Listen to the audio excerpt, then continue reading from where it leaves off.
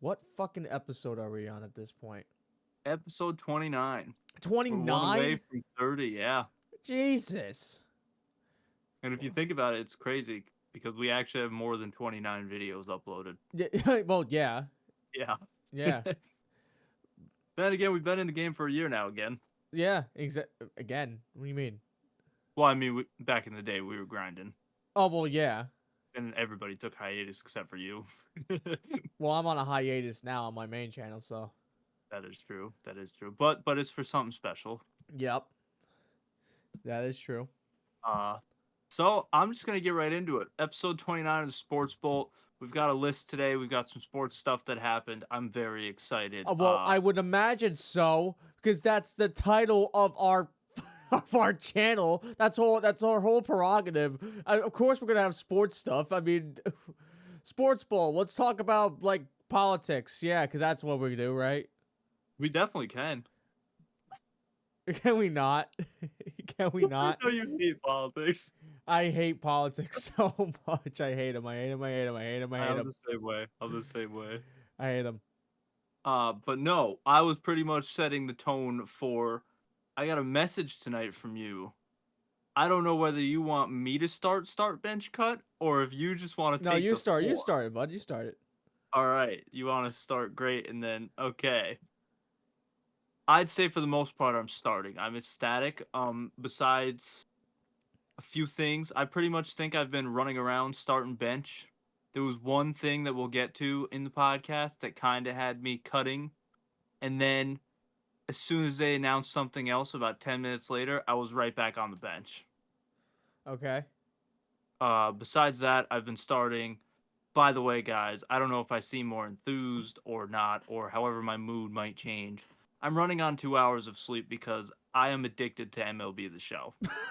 Sorry. I played Conquest. I'm sorry. You are the cause of that. I'm sorry.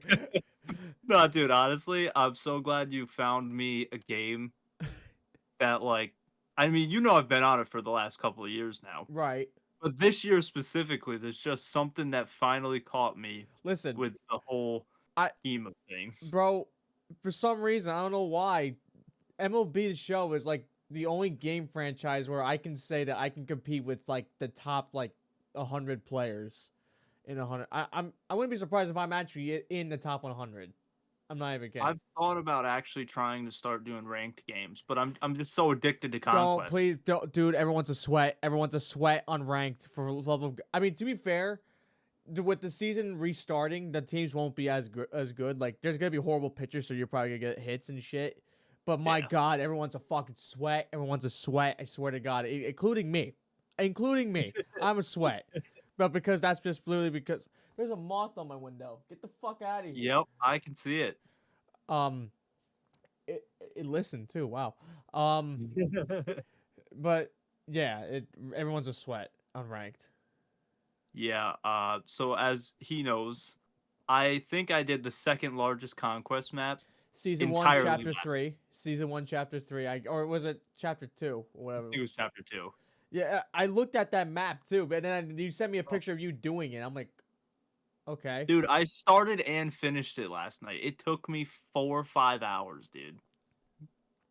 And literally, because the code, the way to like beat him fast is literally just you don't even build up those fans. You just keep going around. That's yep. But the map is so big, it takes fucking forever. Dude, and each game that you do, even though it's 3 innings, it's still like 10, 15 minutes. Yeah, it's outrageous. Dude. You know what got me last night more than anything? I messaged you, you're still up. I go, yeah, dude, is this the biggest map in the game? I've literally been on this since 11, and it was probably like 2:30. And I'm like, I've only lost once. Yeah. And I was maybe 60% through the map. Right. I had to go through the middle to play the Brewers. As soon as I sent that snap, I wound up losing 2 in a row. Both walk-offs. Both walk-off home runs. Both 1-0. Oh, I was so mad. I almost broke my controller. Oh, no, you did not. I didn't slam it, but the intrusive thoughts were there. Oh, I was pissed, dude. The first one I was just annoyed because I was like, "Yep, I threw a slider down the middle.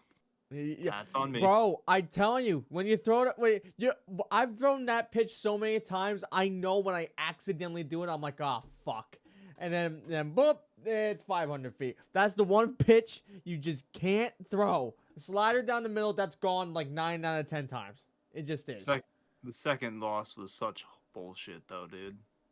Was it? I threw a sinker outside of the box by like this much, bottom, like left, because the guy was a righty, That's another bad pitch. That's another bad one. out the park. It Yeah, was outside of the box. yeah, but that's another one I wouldn't do. If Well, I was using Kyle Bradish. His is main he a pitch right? Is Kyle a righty or was he a lefty? he's a righty. And the batter was a lefty. No, the batter was righty. Yeah, do the sinker on the inside. Yeah, that's what I'm saying. You just Oh said. wait, I know I messed up what I was saying, but that I did it on the inside, Oh, you didn't. Oh, okay. So and he that's hit just it out of the park. okay. That's just a fluke then, because if you do it the sinker on the outside, it's almost like the same thing. Like Yeah, they will fucking hit that. yeah, because the tip of the bat just Yeah, sends it. basically, yeah. Dude, I couldn't. I was so mad. But anyways, yeah, I'm starting for the most part. I'm running on 2 hours of sleep though. Anyways, like I said, so bear with me, guys. Anyways, what's going on? You sent me a text. I was really confused. I was like, what, did you get a haircut or something? I was No, like, no, what? no. So I messaged him. I told him, I'm like, oh, by the way, I'm cut. By the way, and he goes, what the fuck you're talking about? I'm like, in podcast terms, and he's like, what happened? Or are you saving it for the pod? I'm like, I'll save it for the pod. Um, well, today I'm benched because it is my mom's birthday. So I mean, number Happy 45. birthday, moms. Yep, 40. Yep, 45. But Oh yeah. um, I will say, being fucking burnt on my fucking arm all the way up here, I think that's a pretty good reason for me to be cut. Yeah, yeah. I thought you sent me a picture of that a couple days ago, and I I was like, did. I did. I don't know if he got burned at work or if it's just like a rash or what. So I kind of was just like, You didn't say a not word. gonna stab. Yeah, I was like, not gonna stab his wound. Just gonna send my streaks. Here, hold on. Give me a second. I'll give you a second. That's what it looked like. The first day of it, when I got home, that's what it looked like.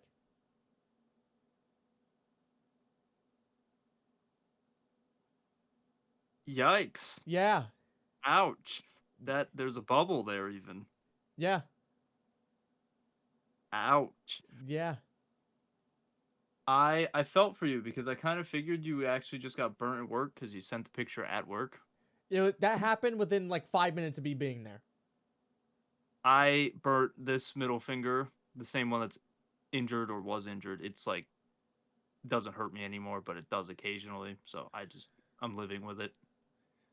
I was at Burger King and I burnt it probably first 5 minutes I was there too, and it was the worst pain ever. Burns are the absolute fucking worst, like things you Diabolical. can get in the kitchen. Cuts are one thing. But so just that whole day was just a fucking shit show. Okay, that night I was up until 4 in the morning with a fucking stomach ache. I fucking burnt myself. 5 minutes of being in there, and then like 3 or 4 o'clock, I cut my fucking finger with a peeler. So I was having a fucking rough go at it. Yeah. Yeah. So Well, hoping next pod. It's a nice fat start for you. I we'll see. That's very tough. I don't have my fucking sandwich with me, so it's not really started either. Dude, I almost started editing those putting them on the hard drive and editing them yesterday. I have them. I think I put them on the. No, I didn't put them on the hard drive yet. I gotta do that soon. The only reason I didn't, like I said, is I was playing Conquest. I was addicted. I was gonna play like 3 matches in the map and then hop off, and then I was like, nah, I'm him right now. Normally when I hop on, you know this, you've played with me. I swing at dumb pitches a lot, Right. but also I'm still a decent player. Right. I was just him last night, dude. My zone was my zone. You did not catch me swinging outside of that zone. Another I thing, don't know what what it was. I the don't know if it was the Jim Beam. I don't know what, dude. the other thing with him when he plays is no. Well, notice how many times he's said "I'm him" already in this fucking thing. That's what he goes off all the fucking time, and it just annoys me a little bit because you know me, I'm fucking humble. I'm very humble. I don't fucking speak highly on myself at all. But especially when I'm playing too, like when I'm playing, I'm like dead quiet because I'm just trying to fucking focus on what I'm doing. You definitely knew last week I was dead fucking quiet. Oh, I know. Dude, I felt weird because I literally was him last week, except for the last game. You just kept It going, was bro. so it was such an odd shift. It was like me and Steven just messing around. You slightly messing around, but you're like serious mode because it's like, MLB is your game, right? And me and him, we just go on and clown everything. Yeah, yep. And I'm just raking. I couldn't believe it. Yeah. And then I was doing shit too, and I was just not fucking having it. I was not having it at all. You're fucking what was the pitcher's name from Detroit? Casey Mize. Casey fucking Mize. That fucking piece of shit. Oh man. Oh man, dude, I still one of the greatest gaming memories on that Because like I would give up home runs with him, and you go, "There's no fucking way." Like there's no and I'm sitting there, I'm like, "There's no fucking way." Like there's so bad with him. no, it was no, I wasn't even that bad with him. I was giving him good pitches, and yet they're fucking 500 feet. I'm like, that's just not like no, like that no. Oh man, I couldn't believe it too because you two kept going. No, no, you don't want to experience this. You don't want. Yeah, no, you didn't. You didn't. I did. I had a great time Fuck you. with him. I did. That last game though had me on the fucking ropes. That last game was my favorite game of all time. I mean, dude. I mean, Masterpiece. I gave us, I think it was 4 runs, and then Steven added another 2, and then who gave up the runs? Not the last inning, because I know who did that. Who was giving up the runs before? Was it you? Yeah, it was me. Yeah, you were giving up the runs, and I'm like, Storm, what are you doing? I gave up 4 straight. Yeah, I'm like, dude, what the fuck are you doing? I'm like, You guys, you were quiet. You were just dead quiet. Steven was clowning me. And then I'm sitting there going, trust me, I'm making the game interesting. I'm setting the mood. yeah, because I was saying, I'm like, okay, this is when I was getting the home runs and shit. I was like, okay, this is finally this is the game now. This is the game where I'm fucking dominating. Then you do that, I'm like, what are you doing? And then I throw in a fucking left-handed pitcher, which fucking Steven does not know how to use. Which I'm sorry, Steven. I hope you're watching this. You are a bitch. It's the same thing, just reverse. Get better at the game. And then he Hunter, gave. please vouch for me. It literally. I mean, to be honest, when Oh. it hasn't done that. They haven't done that till this year, so for a little bit, it took a little bit for me to get used to. But once you got it, I mean, it's kind of fucking easy. But like a fastball, the fastball thing doesn't change on the. It's just a vertical line. It doesn't like. Yeah. And then he gave up a fucking 2-run homer in the front. I'm like, there goes this fucking game. Nah, And then, I knew everything was gonna happen. I set it up perfectly. and then you were like, you're in my ear going, okay, this is where Hunter is gonna hit up a walk off right here, folks. This wait and just listen to happen. And it was so funny because like you guys got quiet too. You guys really got like you knew just not to fucking say anything. And you heard me a couple of times. I'm like, shouldn't have fucking swung at that. Just silently, I'm like, I think it was the first pitch you swung at something ridiculous. yeah. And then I forget what you said, but it was all like, No. I was just like, shouldn't have swung at that. Shouldn't have swung. oh, That's why I man. said. And I worked it up to 3-2, kept fouling off, and then bam, it was gone. I put my controller down, like, thank God. I knew it. I knew it was gonna happen. Fucking hell. We haven't And talked a single thing on our that list video, yet. I know. Hopefully that video comes out eventually from us, because that is an absolute masterclass. Anyways, I guess now that we're done with start, bench, cut, we're just gonna jump right into the WNBA. Caitlin Clark tied the rookie record for most three-pointers made in a single game. She went 7 of 13. I did see that. They hung on to win 85-83 to keep the Mystics winless still this season. Jesus Christ. She is now the fastest to record 200 or more points and 50 assists in WNBA history. She's the first player with 200 points and 75 assists through a player's first 12 career games. I mean, Liberty Sabrina Ionescu is the fastest player to 300 career threes made in 117 games. WNBA Sparks Cameron Brink records her 25th block of the season, the fourth most through 10 games rip, of her rip, career. rip. Which, yep, he's saying rip. Rip. That is a tragic. Cameron Brink. Torn ACL. Yep, that is a tragic loss. Yep.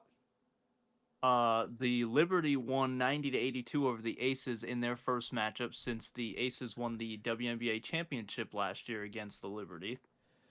Wait, I saw something the other day. Does deal with WNBA, but also deals with MLB too. It was like Shota Imanaga's ERA before meeting Angel Reese. It was like under 1. His ERA after meeting Angel Reese is over 7. No way, dude. I swear to I knew God. he had a horrible game last game. I knew he had a horrible I swear game. against the Mets. Shout out the Mets, dude. We'll get into them. Oh man. Starring Marte's hurt, by the way. You motherfucker. He's hurt. He's hurt. Although I'm pretty sure I did beat Steven this week by a lot. Oh right, I didn't even check fantasy. We'll take an intermission for that. Because I texted you after that Lewis Hill fucking blowout. I'm like, if I lose this week, it's because of that. Look at the score that I beat him by.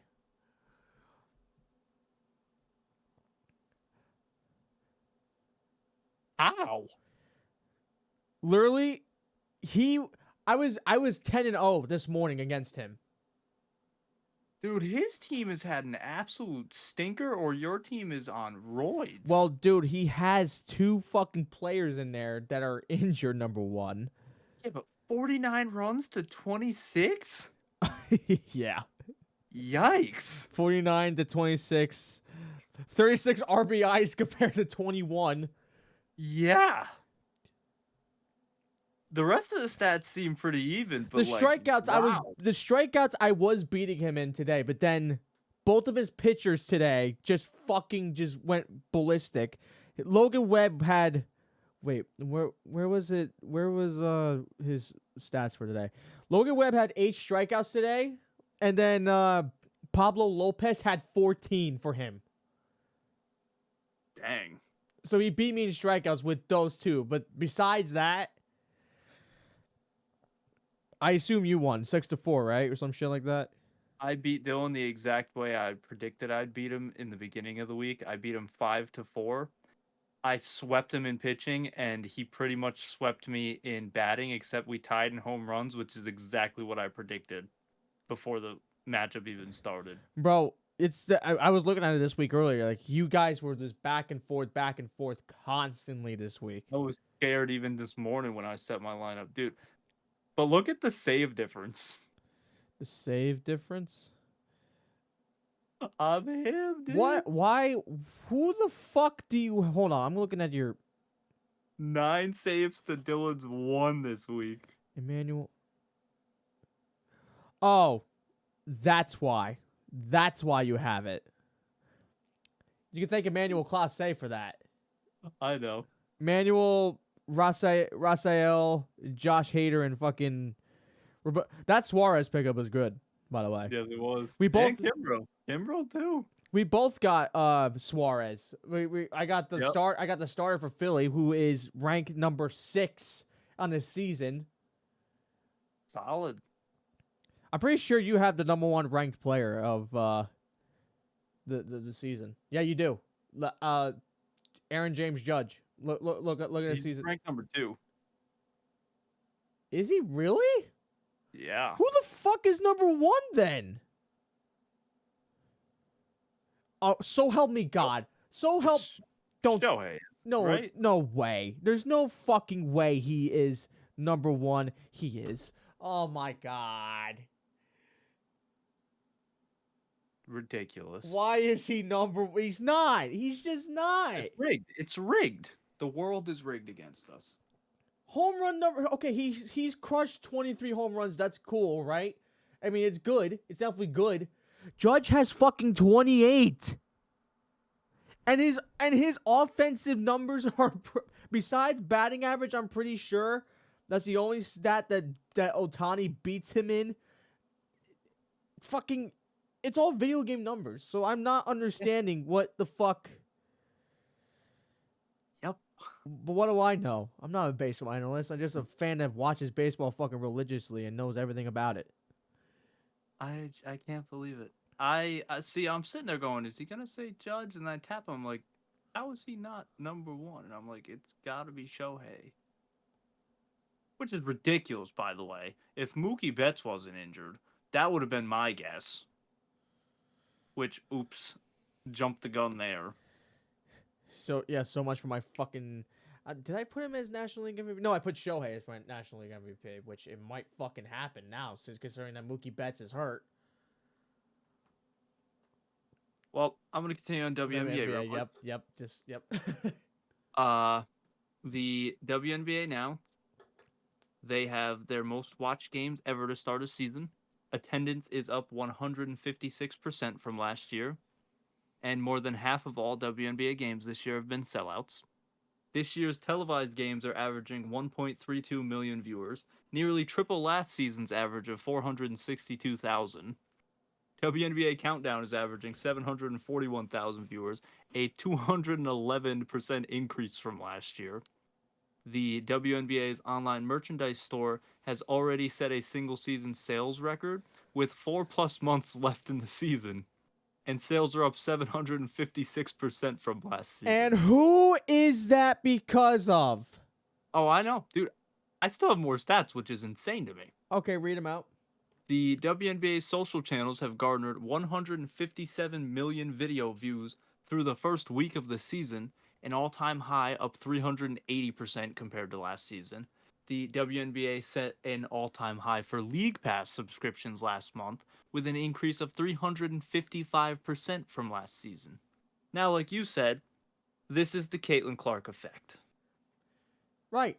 I also put shout out to all the other women too, because I'm not going to be a part of that problem that causes everybody to bully Caitlin Clark. Literally, that's why I said it, because everyone's fucking. I will say this. Angel Reese had some beef with her personally in the beginning of the season because of the team she plays for and the beef with Caitlin Clark and all that. She is having a phenomenal season right now. Angel is? Absolutely phenomenal, yes. I will just scroll down to that and get that part over with. So today, Chicago Sky beat the Indiana Fever 88-87. Fever Caitlin Clark had 17 points and 13 assists. Those 13 assists tied the franchise record in a game. Angel Reese for the Chicago Sky had 25 points and 16 rebounds for her 8th straight double-double. She is the first rookie with 25 points and 15 rebounds since Aja Wilson in 2018. Aja Wilson is now a 2-time reigning champ on the Las Vegas Aces, and they pretty much are an identical matchup when you compare players. So if that's her ceiling, I'm excited for Angel Reese just as much as I'm excited for Caitlin Clark. Are Chicago and Indiana in the same division, or are they in two different ones? I believe they're in the same division. There's Because only say, two divisions. if they're in two different divisions, then you're saying that we could possibly be seeing a Angel Reese Caitlin Clark WNBA final. If they were I in different divisions. don't believe we will. If they were, yes. Uh, However, standings right now, I'm also going to say absolutely not. because New York Liberty is probably up on the top, right? That and the Aces. So right now, the Fever are 2-1 against the Sky this season, thanks to today them losing. Uh, the Fever are now 7-11, and the Sky are now 6-9. The Sky winning today bumped the final playoff spot to the basically it bumped them over the Fever for the eighth seed. The playoffs aren't happening yet, Right, so obviously the Fever can still make the playoffs, and the Chicago Sky could still crawl higher or lower. right. But basically, right now standings are Fever are one game out, and the Sky are one game in because of this game. Oh shit. So very interesting just to see, is Caitlin Clark or Angel Reese going to be the reason the other team doesn't even make the playoffs? That's interesting. Uh, but yeah, they are having phenomenal seasons. Liberty will host the Lynx in WNBA Commissioner Cup Championship game this Tuesday, June 25th. Will Liberty go back to back? I'm going to say yes. I'm imagining you think the same. Yep. Uh, Here's a topic that went viral for a while. Oh no. Was Caitlin Clark snubbed because she was not selected to the Team USA Paris Olympics roster? I want your thoughts before I continue that Wait, paragraph. snubbed from what? The Team USA roster for the Paris Olympics. Was she snubbed? Um. Well, let me ask you this, because I know Cameron was selected for that. Am I correct? You are wrong and correct at the same time. How am I wrong? He was selected for the 3v3 Team USA tournament, which is different Who was from selected the for the Team 5-on-5. USA then? Team USA had 12 members selected. Uh, Sabrina Ionescu, Yeah. Kelsey Plum, Aja Wilson, Brianna Stewart. I know everybody on the list. It's just hard to come up with the 12 on the Is spot. there any of them that are rookies from this year? Jewel Lloyd. No. Okay, then no. I don't think she was. I agree with you. Purely I on don't think she was either. Because I look at the roster this way too. Nobody on the Team USA should be taken off for her currently. right. That's what I'm saying. That's why I asked you if there were other rookies on team, because if there was, then I would have said yes. Because if they're going to put rookies on there, how is she not going to be on there? But since that there isn't any rookies on there, then I'm just going to say that she wasn't snubbed. I think that that's a perfectly fair thing to do when especially it's her first year in the WNBA. I agree. And with all this pressure of all the media is watching her and what she's doing, I don't think her adding the whole Team USA thing would help anything either way. With all the Well, pressure that she already has. here's why it blew up and the media gets tricky with it. Oh boy. Some background about Team USA women's basketball. Okay. They have won 7 consecutive gold medals for women's basketball. Right. Okay. Basically meaning if they took one person off that roster and put Caitlin Clark on, I don't think it would really make a difference. However, they are mainly focused on winning than getting popularity. Now, you said, and I said basically kind of that, yeah, we're okay with her not being on the roster. She wasn't okay with it, which I mean, I understand as a player Wait, and Caitlin being that Clark wasn't body. alright with it? Oh, yeah, she was mad. Really? Yeah. Oh, I didn't hear a response, so I didn't. Basically, she told her team she was mad, and then she's kicked it up a gear ever since. I heard her say that it's gonna make me work even harder now, but Yeah. I didn't interpret that as being mad. But I'm 50-50 with it because I found this quote and it summed it up for me perfectly.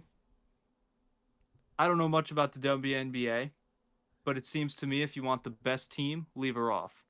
if you want what's best for growing the WNBA, put her on. Couldn't agree with that anymore. Because yes, technically, they are missing out on a massive opportunity to globally grow the WNBA by putting Caitlin Clark in the Team But USA would you roster. rather prefer that, or would you rather actually winning another thing? I'd rather win. Right. That's what I'm. That's like. But also, in the context of we've already won 7 straight, I would consider losing it to grow the brand. Although also, I don't think they're going to lose if they take somebody off and put her on either. But what if they did? I'm just saying, what if they did? What would I agree. happen? What I would know. happen after that? They would probably point the finger at her. When 100%. because they're gonna take someone off just to put her on. 100%. So that's where I'm also kind of getting about the whole pressure. Because if they lose, everyone's gonna blame her. 100%. See, So that's why I'm 50-50 with it, because I get the arguments. if it's not broke, don't fix it. That's That, and on top of that, she's going to have so many more years to be on that team. right. Exactly. How old is she? 21? 22? Yeah. She's Exactly. already. Yeah. Yeah. So like, what? Come on. That and all the guards that are in the league on that roster, I think for the most part, they're all better than her right now. Right. Also, big piece of it right here. Caitlin Clark's defense is terrible. Is it And really if you're that bad? trying to, it most of the time it's terrible. Okay. As in, you can just blow by her. Well, I was gonna say. I think she's more of an offensive-minded player than she is a 100%. defensive-minded. But when it comes to the Olympics, which are already different basketball rules in the first place, and it comes to winning, you're gonna want defense. Right. So. And if you got guards that know how to play defense and score, Right. you're gonna choose them any day. Exactly. Yeah. Chicago Sky rookie Angel Reese became the first rookie to record 7 consecutive double-doubles, which is now 8 after today. Liberty teammates Jonquel Jones and Sabrina Ionescu became the first pair of teammates in WNBA history to tally 20 points and 8 assists in the same game. The Fever and Caitlin Clark had a 4-game winning streak before their loss today, which that was surprising to me because, yeah, if you consider the record is 7-11, they were doing pretty bad until that streak. Yeah. The Washington Mystics started the season 0-12 and finally got their first win. Now they sit at 3-13, which means they've been winning the last couple of games. Billionaire Julia Koch buys 15% stake in the Brooklyn Nets and the New York Liberty. The Las Vegas Aces are the first team to sell out every home game in the season after their final tickets were sold for the September 3rd matchup versus the Sky. Aces Aja Wilson and Fever Caitlin Clark and Aaliyah Boston lead WNBA All-Star voting currently. I'm curious if there's any bias in this voting. Based off Probably. of us just talking about the Team USA roster, not including Caitlin Clark, and then now 2 Fever players are top 3 leading vote getters. I'm thinking there's definitely bias in that. Probably. I don't know whether I'm here for it or not, but I'd imagine they both make rosters anyways. Yeah. I just don't know if they should be that high. Probably not. The New York Liberty improve to franchise best 14-3 record to start the season. They are 15-3 after today. Breanna Stewart became the first player with 30 points, 5 blocks, and 3 steals in a game.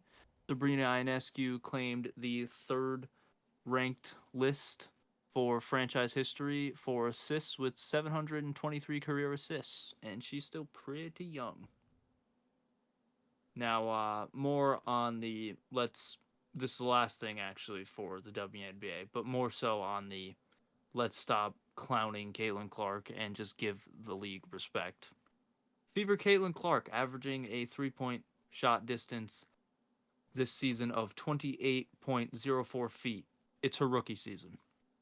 Hawks guard Trae Young during his best season Oh no. averaged 27.94 feet. Bucks/Trailblazers Damian Lillard during his best season averaged 27.68 feet. Warriors Stephen Curry during his best season averaged 27.58 feet. So I would like the world to stop the rumor of she has pretty privilege or white privilege. People watch her because her game is unique and entertaining, not because of her privilege. And these stats show she is shooting farther than any player in NBA history by the averages. So yeah, she's entertaining people. Let's stop the bully Caitlin Clark because she's white and apparently pretty. I don't know. I don't know what this whole pretty privilege thing even is because they keep Oh all the no. girls keep saying she has pretty privilege. What does that even mean? Why are we judging her off of whether somebody thinks she's attractive or not? Right. You know how many people who watch the WNBA don't think she's attractive? She doesn't have pretty privilege, respectfully. I'm not saying she's bad. She's like a certified baddie. I'm not saying she's ugly. But I'm just saying, But that also, but how the hell would she have pretty privilege? how does pretty privilege affect the way she plays either? You. Like, And again, like she you're doesn't telling. have white privilege either. Are you gonna try to tell me like fucking like fucking how pretty fucking Taylor Swift is affects the way she sings? Literally. Or how fucking how attractive Rhea Ripley is to the way she wrestles? Rhea Ripley over Liv Morgan, by the way. Don't you fucking I saw the TikTok you sent me. Oh no, dude. I mean, they're both bad too. It's so like I'm saying, you know, I see these videos that WWE fucking posts of Liv Morgan and shit. I'm like, you motherfucker, god damn it, you son of a bitch. No, no. Dude, I think she won fairly recently. What did she do? Did you see the title video that I sent you on Instagram last night, I believe? Oh, it was the She fucking hopped on the trend. yeah. I was like, oh my fucking god. That's what I mean by I think she finally. Oh no! We were half an hour in and we got our first fucking freeze. God damn it! I thought we were gonna go by without having a freeze, but So did I. it is what it is. Yeah. So that's so funny you mentioned that because I heard that WWE is going away from being PG, like the PG era is over. I guess that's the That start. Netflix deal. It's that Netflix deal. Yeah, I guess They so. don't even care anymore for TV because they're like, we're out of here in a couple months. Yeah, like what the fuck, dude? That It's weird. Hawk to a fucking hell. Spit on it. You gotta spit on that thing. You gotta hawk to us on that thing. Dude, I am so excited to see how many people vote for that for president. They The probably amount of will. shirts no, dude, they're selling shirts and everything for it already. You remember how they voted for D's nuts a couple years ago? Yeah, Harambe. Yeah, I remember. Harambe too, yeah. If I'm telling you, if Kanye West was on that ballot, I would have fucking voted for him. I'm not even kidding. I swear to God. Can't blame you. Can't blame you. So now NBA. Hall of Fame coach Rudy Tomjanovich won the 2024 Chuck Daly Lifetime Achievement Award. Doris Burke became the first ever woman to serve as a TV analyst for any major men's professional championship event. Knicks, Josh Hart, and Jalen Brunson finally got Coach Tom Thibodeau on the Roommates podcast. Yes, they did. Interesting, groundbreaking news. Klay Thompson stopped following the Warriors on Instagram. Because that means so fucking much. He did delete championship photos, though. Okay. That's a little odd. Did he delete them or did he archive them? Because if he archived, I don't know. Because if he archived them, to me that means nothing. Yeah, but I will say that we are getting really close to complete free agency, and the Warriors still haven't even talked to him about a contract. I don't think they will, to be honest with you. I think they're going to talk to him about a contract. I just don't think they're both going to mutually agree on a contract. Nope, I think he's out of there. I honestly think Especially he's with out. that 0-10 performance. Yep. So I think he's gone. Tragic NBA news. Lakers legend and NBA legend Jerry West, the Yep. NBA logo, died at 86 years old. He was a 14-time All-Star, 2-time Executive of the Year, Hall of Fame class of 1980, only person to win Finals MVP on the losing team in NBA history. He won 1 championship as a player. He went to the finals 9 times, lost 6 of them to the Celtics. They drove him absolutely insane. He was responsible for Kobe Bryant and Shaq trades to the Los Angeles Lakers. He drafted Klay Thompson and Draymond Green to Golden State. He was responsible for getting Kevin Durant to the Golden State Warriors. He has an 8-time NBA champion executive career. Rest in peace to the logo. How much money do you think he made off that fucking logo? So much money. Because the fact that, and how much of an honor is that your silhouette represents an entire like sports franchise. Like that's Incredible. Dude, I was so like on edge once Kobe died and they kept saying change the logo to Kobe because call me old school, call me whatever. I'm not a Kobe hater. I love Kobe. The NBA logo to me is the perfect logo for the sport. It doesn't get more basketball than a guy dribbling a basketball the way Jerry West did. you could put 23 on there. Just letting you know. No, Yeah. that Yes. okay. You want to do that crap? We can jump right to it, dude. Your whole 23 crap. Oh, you're done, dude. No. Have you seen the news? Have you been on Twitter and just the world in general? About what? Jordan. No. Oh, that boy's been exposed. Did he? What did he do? Oh, he's been exposed. Let me. I gotta find this. Well, hold on. Are these just accusations or are these like proven? They are not accusations. These are proven facts. Okay. That boy is a fraud. A fraud of what? Like what did he do? Stat padding? What? Stat padding? Stat padding. What is that? So the technically he didn't stat pad, but he did. Well, what does that mean? That Stat padding in general would mean like I throw a ball up at the rim and purposely miss so I can get a rebound on my stats. yeah. That's what the literal term stat padding means. In this case, he was literally stat padded 4 and they weren't actual stats. And there's living proof all over the internet. And his own teammates have come out and told the stories and have recordings. And on top of that, the scorekeeper has been exposed. The scorekeeper. Dude. What does he do? What?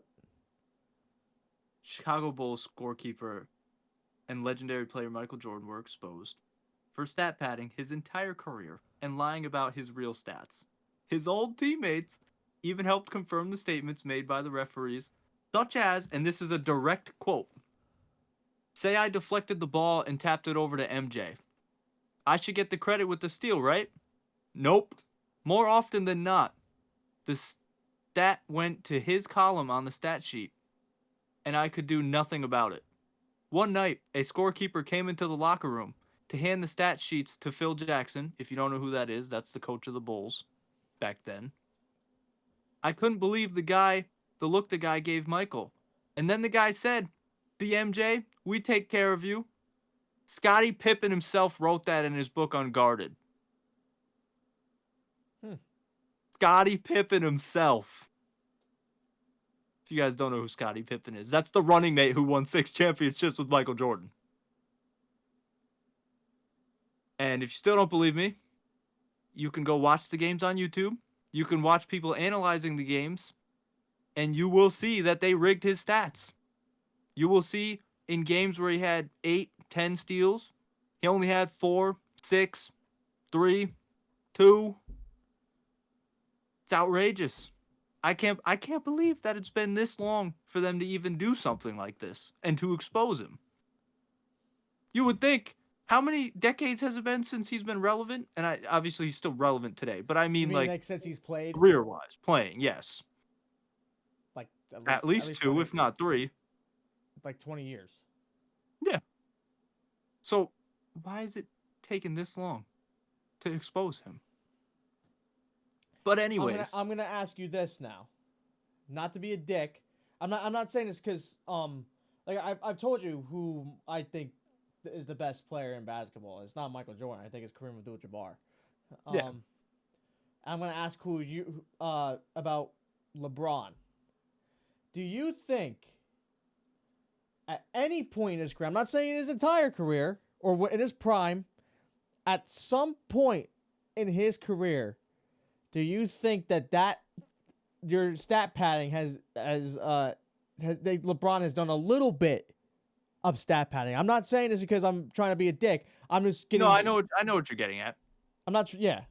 I'm going to say, in a sense of how I define stat padding in the beginning, I believe the entire NBA since about 2012, we'll say, at some point every NBA player has stat padded for themselves. Right. As in Yeah. they'll miss a layup to get a rebound or something. I will Giannis say has at done some that. point. I've seen Yeah, Giannis do it. exactly. That's what I'm getting. He literally did it to get a triple double once. I've seen him do it. Yes.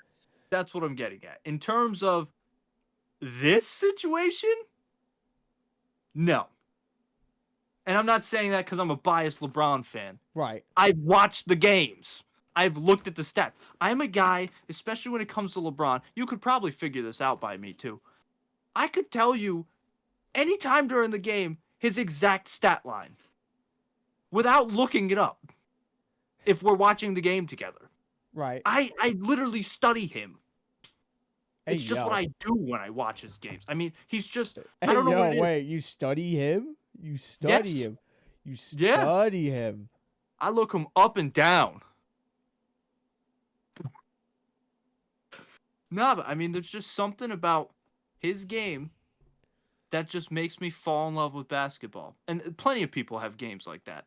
But there's just something for me in specific about LeBron that just every time, especially because of his age and everything now, it's just like, wow, he still got up that high and yammed it on that guy? No way. I'm like 86 years old. That's what I mean. That's every time he touches the ball how I feel. It's just the aura for MJ back in the day is like triple that for me with him. But anyways, we'll continue on this. You can watch the games on YouTube. You'll see they're rigged, especially during his Defensive Player of the Year season. Now, I mentioned that for a reason. LeBron James was robbed of Defensive Player of the Year in 2013 to Marc Gasol, which had worse stats than LeBron all around for Defensive Player of the Year. So LeBron has 0 Defensive Player of the Years, and Michael Jordan has 1 Defensive Player of the Year, and Jordan had to have scorekeepers cheat to help him win it in 1988. How outrageous! I can't believe that this stuff exists. You can't make this up. You cannot make this up. LeBron gets robbed so that he isn't on the same level as MJ in a stat, and then MJ gets boosted off of lies. See now, yeah, that is fucked. But what's crazy?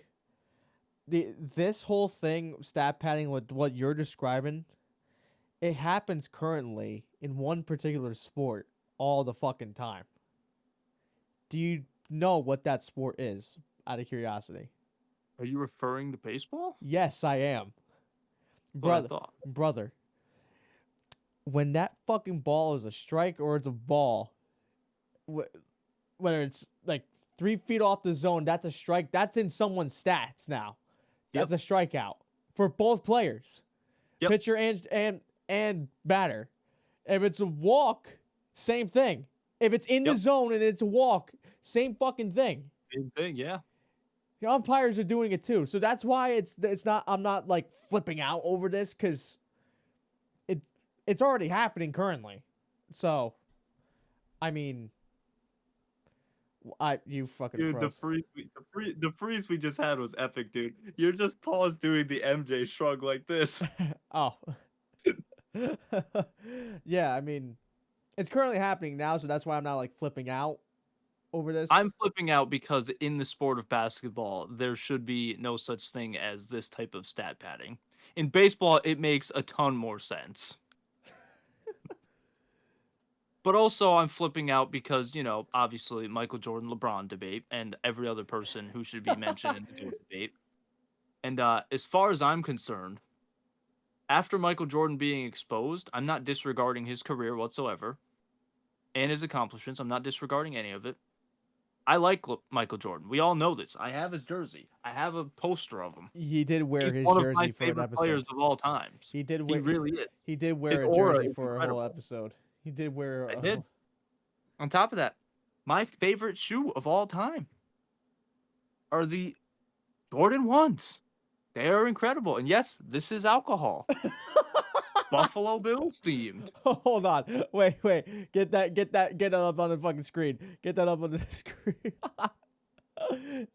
He goes, "This is the Jordan 1s. And yes, this is alcohol."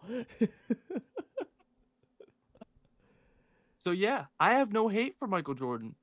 But after seeing that he literally got exposed, I wonder what else in his career needs to be exposed. See, You know what I mean? It makes you think. when you said exposed, I'm thinking like, what the fuck did he? You What, thought he did something. like he did something. Like, did he grab some fucking like titties or some shit? Like, what the fuck did he do in order to like? Because you were like, did you hear what he did? I was like, oh no, he touched kids. Oh no. Can you imagine? Dude, if that came out, that would have been the opener of the podcast. Are you kidding me? Welcome to Sports Ball episode 29. Okay, onto the list. Michael Jordan has touched kids. So Unreal. fucking hell. And yet, like I already said, I don't want any disrespect towards Michael Jordan in regards of I would have to tell Michael my Jordan. dad that. I would have to tell my dad that too. I'd be like, "Hey, your favorite player of all time? Yeah, he diddles little boys. I hope you know that." Like, You should say that. But yeah, no disrespect to him because technically it might not be his fault at all. You know what I Right. mean? he It could could have be- been unaware of this the entire time.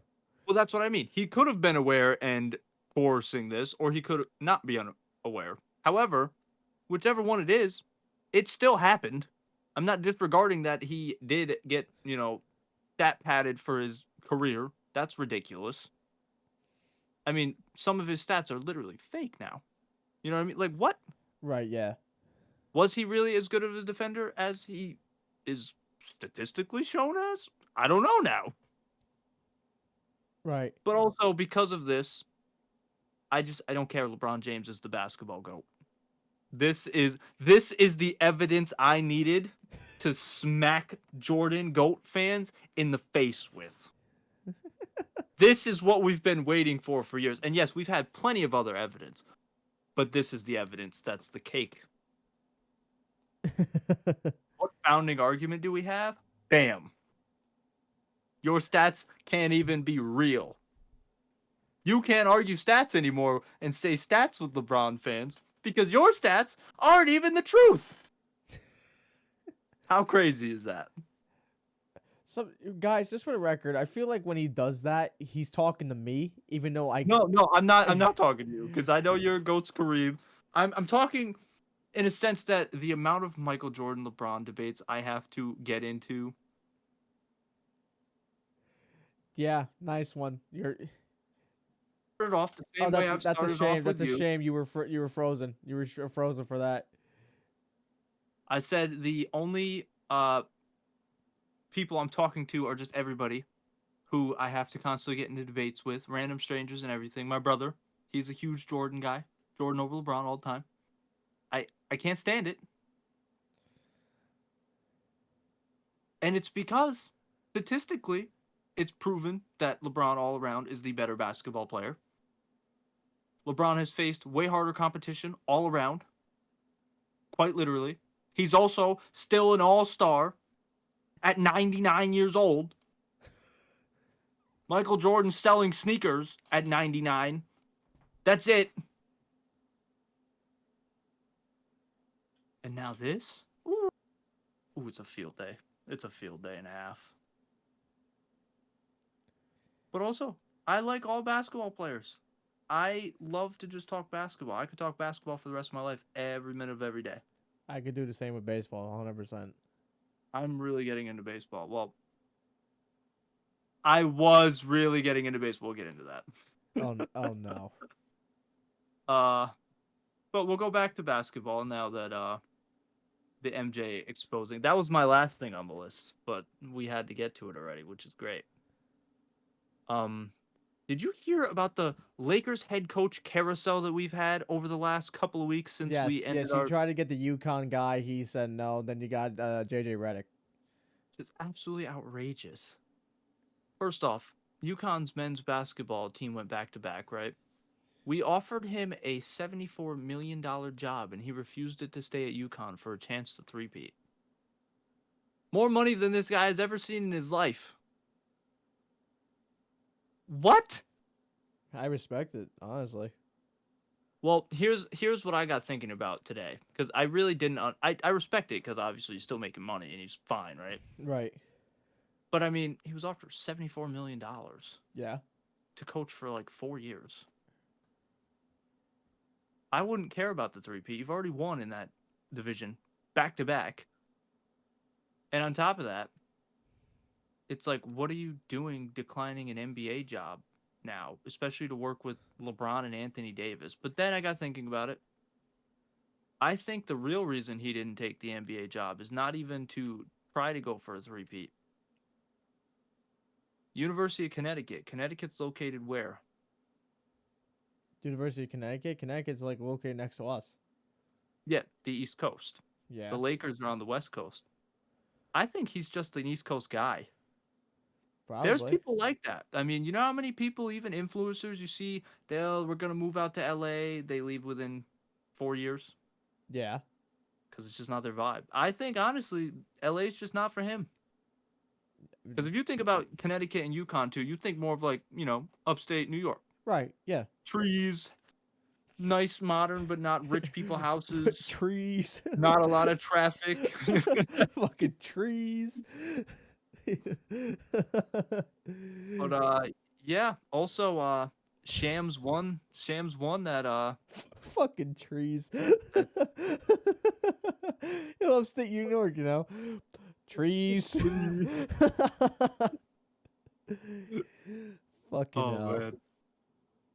But yeah, Shams won that debate over Woj because Woj said that the Lakers are circling in on hiring Dan Hurley, who's the UConn coach, and then Shams reported that we were going to be hiring JJ Redick. Technically, Woj didn't lose in a sense that we did offer Dan Hurley the contract and he just refused it. Yep. But in a sense, because of how the internet is, Shams won the beef.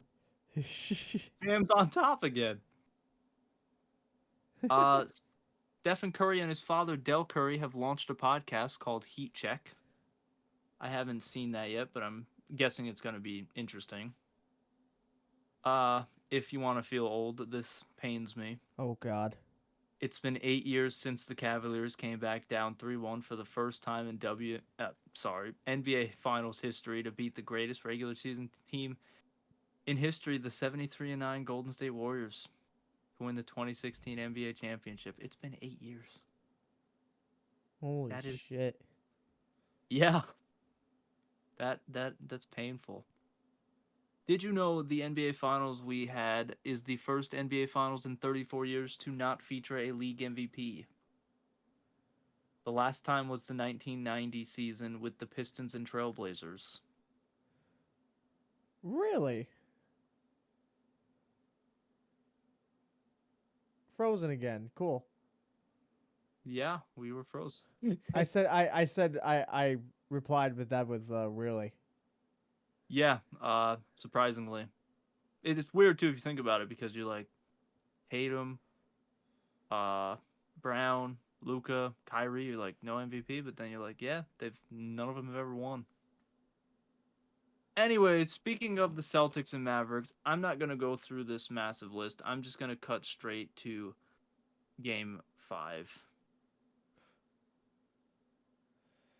Celtics win game 5 at home to win their 18th championship, passing the tie with the Lakers for most all time.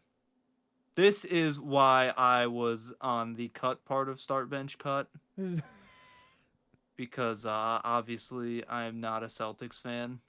Hey, Everything I hey, root for is guess, against Boston. hey, guess what? Guess what, Storm? Guess what? You have to get the hat now. I still haven't ordered it. You have to fucking get the hat. I know I do. I'm Yeah. getting the hat. I just haven't ordered it. Yeah, you have to get the hat. You're gonna have to get I'm the. actually excited for the hat, though. Have you seen the hat? No, I haven't. It's white like the Warriors one, I'm gonna look it up. but it's got like championships all over the hat. I like that feature.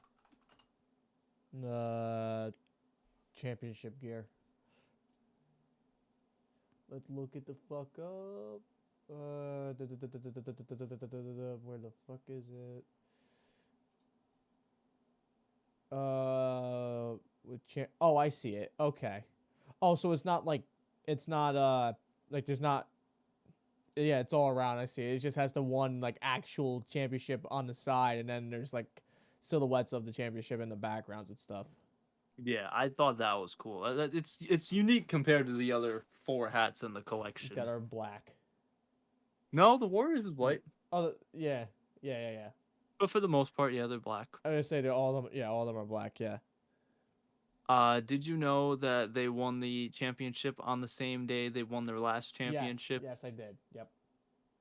It's also really painful that almost made me jump out of cut to a new level of I don't know what's underneath cut. The Celtics won in 2008 and 2024, both of Kobe's numbers. That irritates me. That will irritate me for the rest of my life. That should irritate every basketball fan, whether you're a Lakers fan or not, for the rest of your life. Unless you're a Celtics fan, you're on top of the world for that. That is outrageous. Yikes. I mean, I don't care if any other team won at least one of those 2 years, besides the Lakers and Celtics. It could not be the Celtics. But like I said, 10 minutes later, they announced something that made me back on the bench, and that's that Jaylen Brown won Finals MVP. Jason Tatum is not the #1 player on the Celtics, and it's finally proven. Thank God. Oh, I'm a big Jason Tatum guy. I followed him on Snapchat before he was even in college. Can I just say, Jason Tatum is like the only person I've ever seen that has negative aura.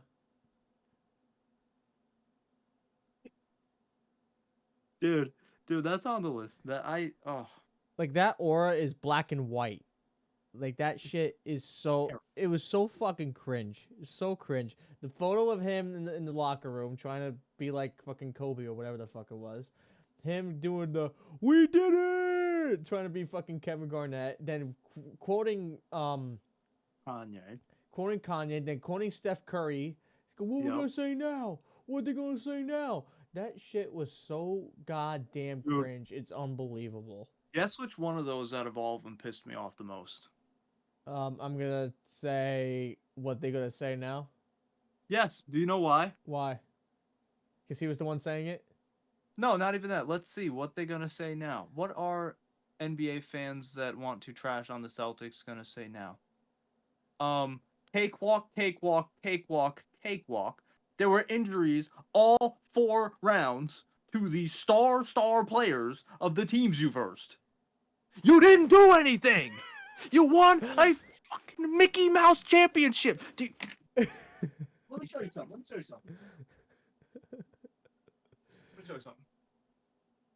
Let me tell you this. Let me tell you something. You see this 2020 Lakers championship hat? Do you know what this has been referred to ever since October of 2020 when we won it? Do you know what it's been referred to? The screen's on just you, so you're just talking to nothing. The A Disney, the Mickey Mouse Championship. Yeah. We were 57-0 if we were leading after 3 quarters on the season before Corona shut the season down. We were dicking the league. Y'all ran through a bunch of fucking scrubs, injured ass teams. The Heat didn't have Jimmy freaking Butler. The Cavs lost Donovan Mitchell. Who the fuck's on the Cavs besides Donovan Mitchell? Respectfully. And I love the guys on the team. I obviously know who's on that team besides Donovan Mitchell. But if you look at it in an offensive monster, who on that team is a dog? I'll tell you who. The guy who was sitting on the bench in Cancun earlier, and he still had to sit on the bench before he could go to Cancun while he got his ass whooped by the fucking Mickey Mouse Celtics. Are you fucking kidding me? How about them Pacers? They lost Tyrese Halliburton. Pascal Siakam wasn't even healthy. Are you fucking kidding me? You gotta be kidding. I swear, if the NBA and the freaking Twitter world and everybody else doesn't continue to clown on these Celtics and all of their fans and call their damn championship the most Mickey Mouse asterisk championship of all time. Over this one, this was earned, motherfuckers. People were isolated. They couldn't see their families. It's harder to win a championship when you can't see your family because it's the only thing you fucking love. You know what the Celtics got to love this year? Going home after every game, kissing their wife and their kids, and being like, oh man, we're beating up children right now. Plumbers and shit. Because they're star players. We stabbed them before the games. They're all fucking out. Luka Doncic has been playing on a fucked up knee all postseason. Y'all didn't do shit. With that being said, y'all did win a championship. Congratulations. I respect it. I respect the trophy. A trophy is real. As much as I say Kevin Durant's championships are fraudulent, this is more fraudulent than them. But also, I still respect the championships because it's a trophy and you won it. Congratulations. However, don't get it twisted. What they gonna say now? Y'all are ass. Y'all think y'all going back to back? The only thing y'all going back to back on is a bunch of dudes in the locker room. Y'all suck. Watch next season when Giannis sweeps the floor with you motherfuckers. Watch next season when Joel Embiid gets Paul George on the 76ers and they sweep the shit out of you. And don't get me started. Go New York, go New York, go. Y'all can't even win fucking 30 seconds of a game against the Knicks next season. Charles Barkley, Garen motherfucking T. I'm very disappointed that you Fuck didn't the Celtics. that you didn't say the Knicks first. You said No, I wanted to leave them last because they're the best. you said Giannis first. Well, because I said Giannis first because there is no answer for Giannis on that Celtics team.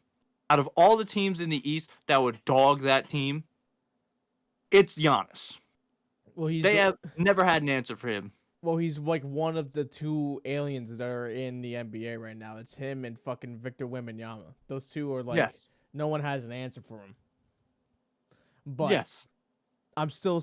You didn't even mention his name. You didn't even mention the one guy's name on the Knicks. You didn't mention him by name. You just said the Knicks entirely. You didn't. Well, because the Knicks, if they're going to beat the Celtics, they have to beat them as a team. Yeah. Okay. The Knicks do not have a superstar that's going to run through the Celtics. Don't you dare say Jalen Brunson is going to run through the Celtics. Drew Holiday is an elite defender. Bro, Jalen So Brunson. is Derek White. Big Dick Brunson is gonna fucking run through. Jalen Brunson is Michael Jordan when it comes to shot chucking. Respectfully. I love Jalen Brunson. That boy be chucking everything, and he's kind of locked up when it comes to being locked up by a good defender. That dude will go from, oh, I had 41 points on, let's say 13 of 18 shooting to I had 45 points on 9 from 43 shooting when he gets a defender on him. And that's just the truth. Straight up. I love my boy Jalen Brunson, but that dude gets clamped.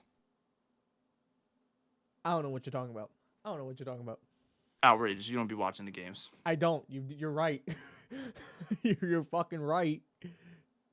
No, I do Oh man, sometimes. I do when I'm at work. If they're on at I work, know then I know you'd be watching occasionally. yeah, I don't watch it like every day. But yes, that is the answer to why I said Giannis and didn't say anybody on the Knicks and waited for the Knicks to be last. Because I know the Celtics have zero answer for Giannis. And it's not that they don't have answers for the Knicks. It's just that that's more of a battle than there's this guy who's going to walk into the arena and throw you around like the Hulk threw around Thor that one movie. You And his mean name you is mean Giannis. you mean Loki? Yes, that's what I meant. Yes, Loki. Sorry, guys. Man, you're But pissing off all the fans today. You're pissing off Avengers fans. You're pissing off Jordan Michael fans. Jordan fans. Oh man, it's pissing off Knicks fans now. Pissing off Celtics fans.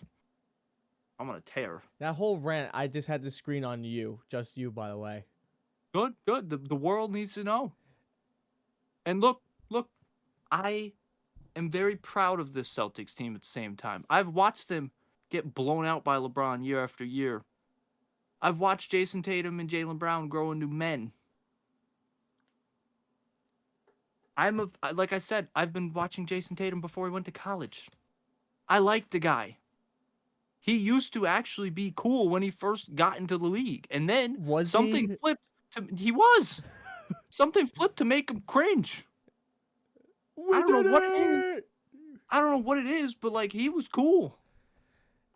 I You, do say he might have one of my favorite finals pictures of all time. And no, it's not the one where everybody thinks he's copied Michael and it's the one uh where he's holding up his kid, right? exactly. That photo is incredible. That's a good photo. That's a good. See, That that photo has aura. The could kid be that kid has a lot of aura, but Jason, yes. no. That photo needs to be massively expanded and put into his house for the rest of his life. That Yet fucking alone, how many other houses is that photo going to be in?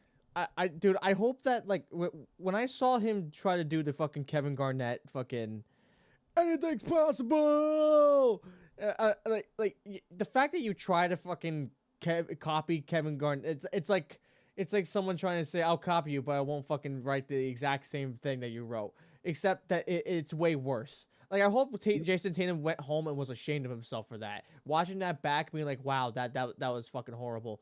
Like that. A fucking I don't know how his wife and his mom didn't like pull him aside and be like, hey, sometimes better just shut up. he better have slept on the couch that night. I swear to God. If I was his Dude, wife, like you're sleeping on the fucking couch. that aura, there ain't no aura coming into this bedroom from your ass. You out. Yeah, you get you and your we did it head ass on the fucking couch. Look, when we had Deuce, your thing was this big. After this championship, your thing ain't even this big. Get the hell out of my bedroom. But How are we gonna feel after you fuck me in the bed after you winning your NBA finals? I guess we we'll ain't never gonna know. feel I guess we'll never know. That's crazy. But yeah, I like I said, I can't believe he had the audacity to say what they're gonna say now. You had to be a retard Is to it wonder bad? what they're gonna say now. It's He didn't even win Finals MVP. What do you mean what they gonna, dude? You know how many tweets just literally took that quote and quote retweeted it? Win Finals MVP. Win an MVP, dude. you know how like is it bad that I thought that quote, the I guess we'll never know quote, I didn't know it was originally from Kanye. That is pretty bad. I Been around for, like, I thought it was from fucking Alex Bregman because he said that same shit last year when I the can understand that. Astros won the division. They're like they're gonna who people were wondering what the Astros gonna do when they didn't win the division. I guess we'll never know. I thought that's what that came from. That that's why it made it even more cringe for me. But then I realized it was fucking Kanye. And I'm like, oh, that looks fucking that looks horrible for me. Yeah, that video's pretty old now. Yeah, that's what I'm saying. That's an old that's a young Kanye in that video too. So I'm like, oh my god. That's the That Kanye that the world didn't, half hate, half love due to political beliefs. bro, I, I fucking I love Kanye. He's just a fun guy. That's He is pretty fun. he's just a You hear about what he did in Italy? what did he do now? What you didn't hear? No.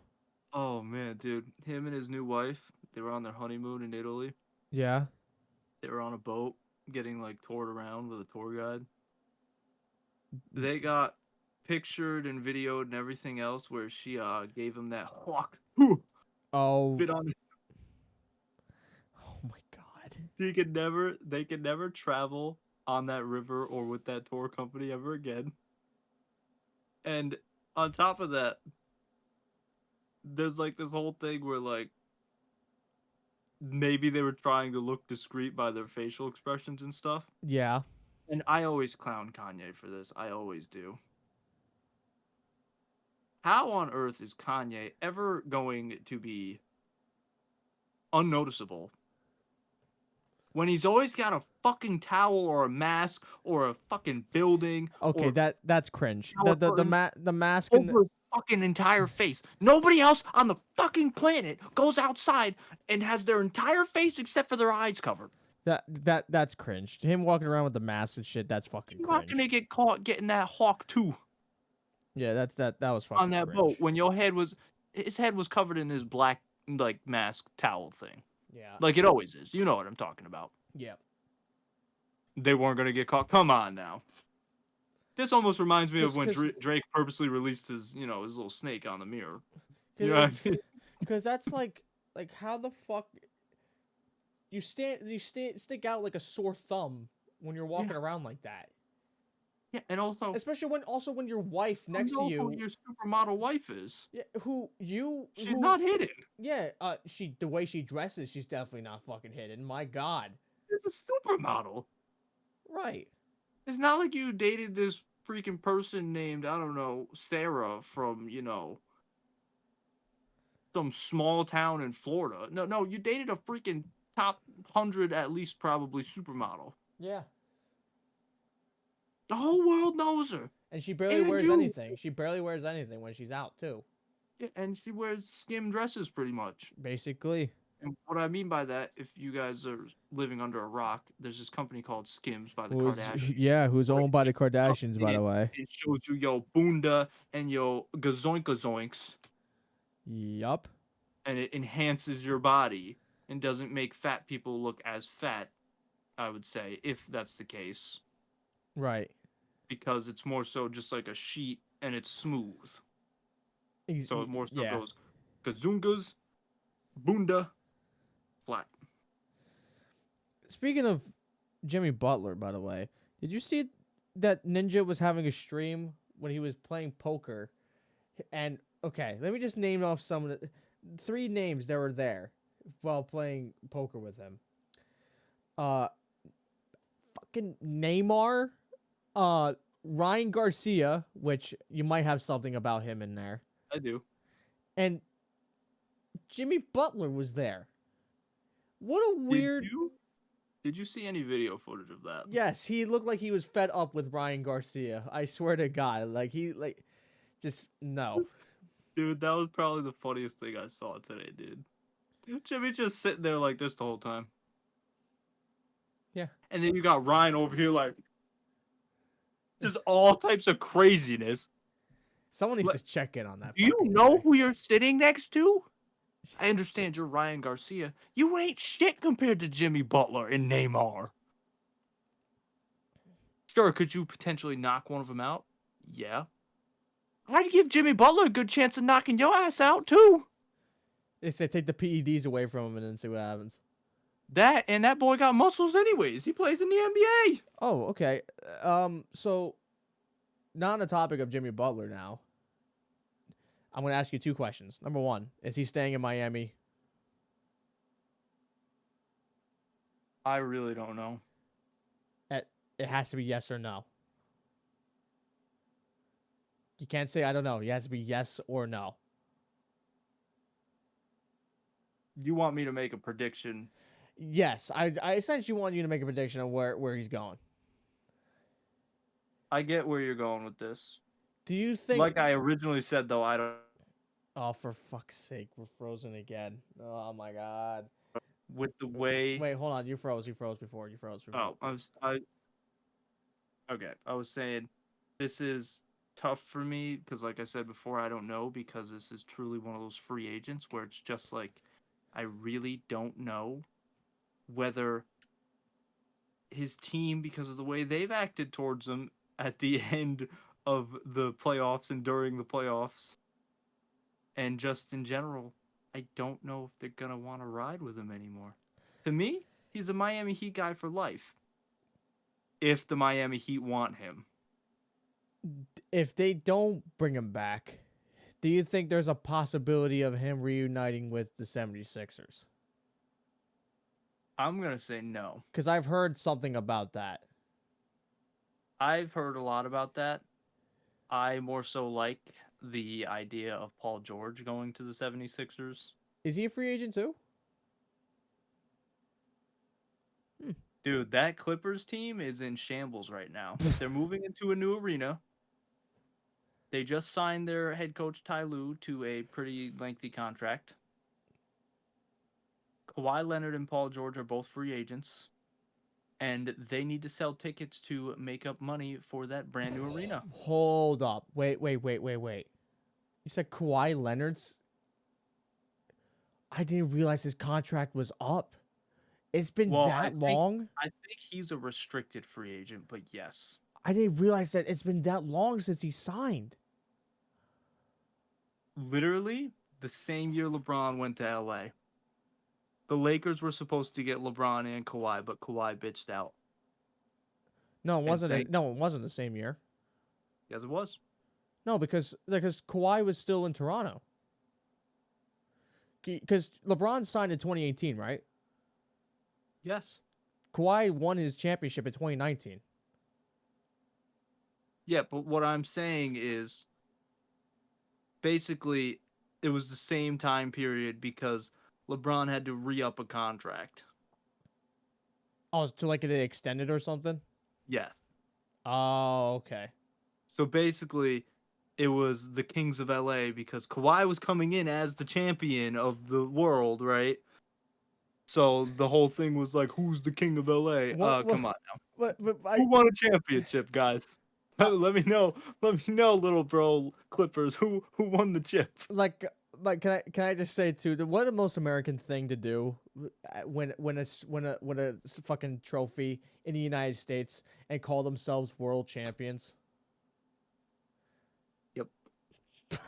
What the most American thing to do? Oh Jesus, yeah. Jesus Christ. Speaking of championships, I will get back to the Celtics championship. Al Horford is the first Dominican-born player to win a championship, and he finally got a championship. It's been 17 years He should of a retire career now, for you him. think, right? No, I think he should run it back. But do you think he will? Yes. Because not because like he's finally got it, so it's like what's the, you know. I don't think he's ready to give up on basketball yet anyways. Why'd you did you just have like a brain lag? What was that? I did have a brain lag. Because you just said anyways twice for no reason whatsoever.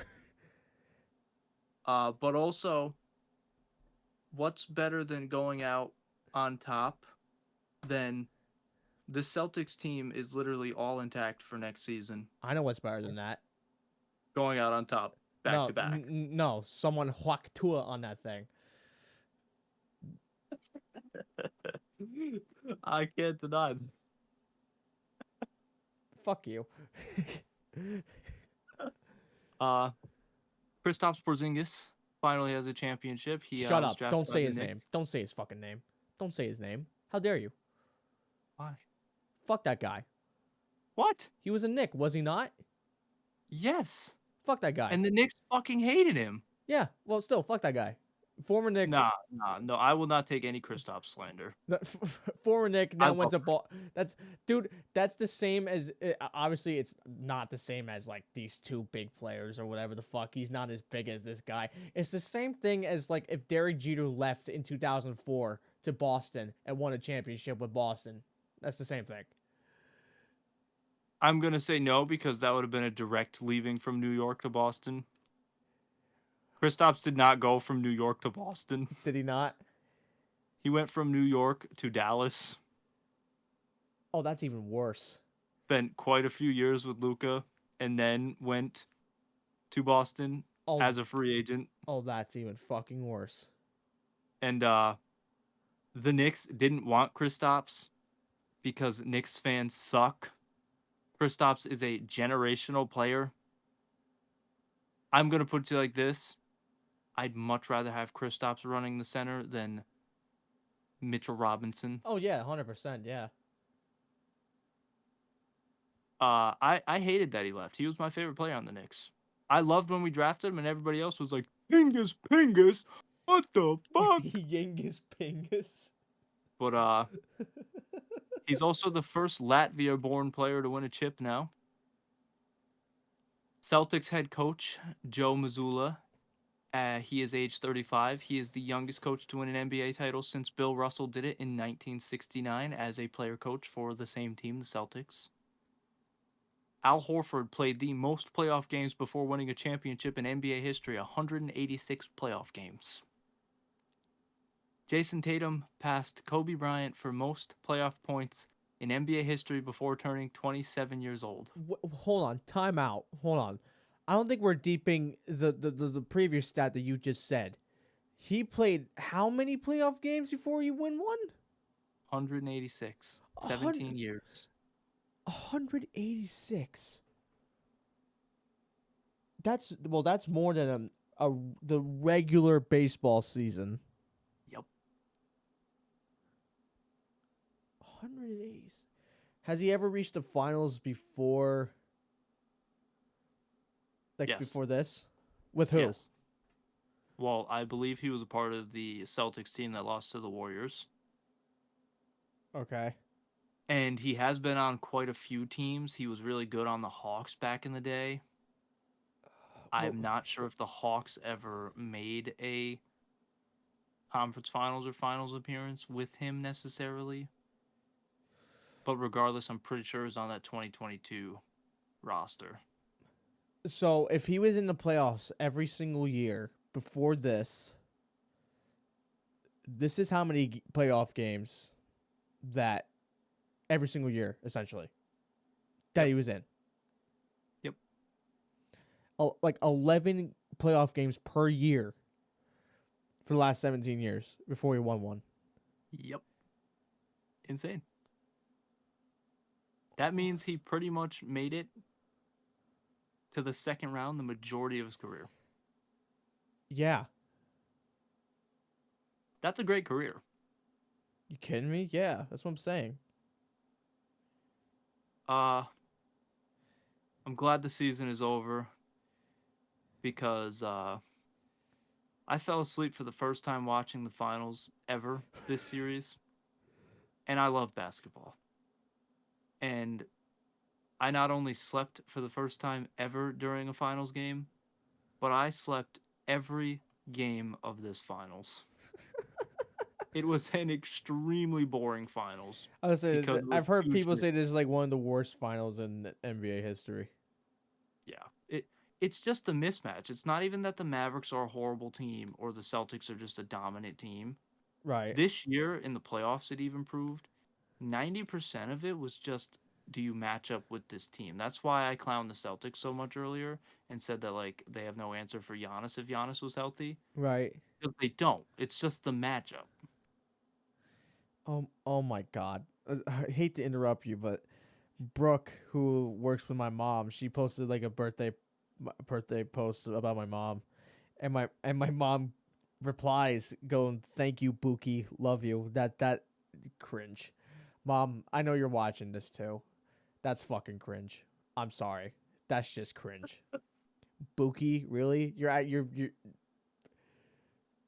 You could might as well just said Pookie at that point. Like that. You said Buki.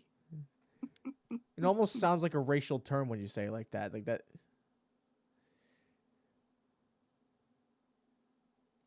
Yep. You just nonchalantly agree with me. Jesus Uh Christ. Congrats to the Boston Celtics. Fun stats now for the playoffs. The 2023-24 Celtics finished with the second best overall record ever by a Celtics team, combined playoffs and regular season. They went 80-21 this year. The first team is the Larry Bird 1985-86 Celtics, who went 82-18. So they were 2 games off. The Celtics had more wins in the playoffs than the Pistons and Wizards did in the regular season. The Celtics, in order to win the championship, had to win 16 games, obviously. The Wizards won 15 games the entire season, and the Pistons won 14. That is insane. Fucking hell. Talk about being on different levels. Yeah. Despite the Mavericks' loss, Luka Doncic and Kyrie Irving combined for 1,079 points, which is the most combined points by a guard duo in a single postseason in NBA history. Luka Doncic was the first player to ever lead an entire postseason in points, rebounds, assists, steals, all 4 categories, and he was lost. injured. Oh. That's insane. Could you imagine if he was healthy? Yeah. I'm not saying they beat the Celtics, still because of the mismatch. Right. But could you imagine a healthy Mavericks next year with Bro, maybe a little more I pieces? just pray to God it's not a fucking repeat. I just pray to God it's not a repeat, not a repeat championship. Like it's not the Well, Celtics winning again. I'll put it like this: I am very excited for next season. Why is that? There's an NBA trend when the Celtics win a championship, And that is what? the Lakers win the next 2. No, no. It's Knicks time, baby. It's Knicks time. It's the Knicks time. Do you understand? It's Knicks If time. LeBron stays with Knicks the time. Lakers, It's Knicks no, time. but listen. I'm listening. Do you understand if LeBron stays with the Lakers, right, and they win the next 2, he has the same amount of championships as Michael Jordan. Let that sink in. Stat padding. That's stat padding right there. The NBA is going to stat pad for him now. Yeah, right. They're not going to stat pad a championship. Mark this day in history, June 24th, They're not gonna 2024. stamp a- How can you stat pad a whole championship? It's LeBron. What the? Oh, hell. This is the point of the podcast, guys, where I need a t-shirt for this at this point. Where I'm planning on punching the computer. You should just install a punching bag in your room.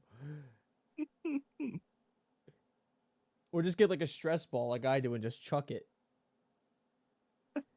That's why I don't throw my controllers, because I have stress balls instead. I just fucking throw the bitch. Yeah, I'd be afraid to hit my cat. Just throw it up in the ceiling, bro. The cat's not gonna be up there. Yeah, but if she's on the bed and it ricochets. Why the fuck is she there?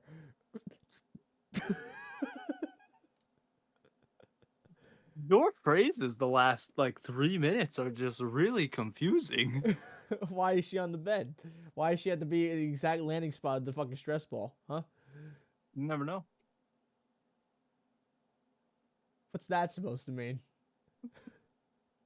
what? Imagination. No, I don't want to imagine that. Imagine what? Don't you dare turn this on me, motherfucker. I see you laughing, you son of a bitch. Speaking of how boring the finals were, the 2024 NBA playoffs saw a significant decline in viewership compared to 2023, with ratings dropping to 11%, and 2.4 million, and viewership by 12% to 4.53 million. Nonetheless, the finals has now gone 5 years without a single game hitting the 14 million viewership mark. A figure that even the World Series has reached more recently, Game 6 in 2021. Fuck yeah, that's how it should be. Debatable. You know I'm just doing this just to piss you off now, right? No, I know. I also, in a way, agree and disagree with that, anyways. Because yeah, baseball should be more popping than it used to be. Oh yeah, like literally, But I don't know if it beats out how good the NBA is right now. like you said, I'd say they're pretty even. with the NBA decreasing in viewership, it's the exact opposite how baseball has been like the last year or so. Yeah.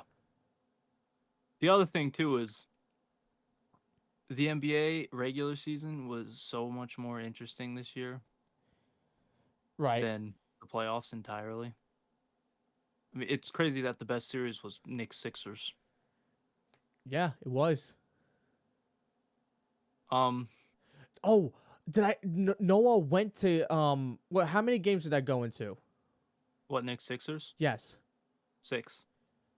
and they came back home and won Game 6, right? They won Game 5 at home. Where the fuck did they win in Game 6 Philly? was in Philly. Game 6 was in Philly. Noah went to Game 6 in Philly. He went to the clincher? Yes. Yes, he Solid. did. He said it was like the craziest atmosphere that he's ever been in.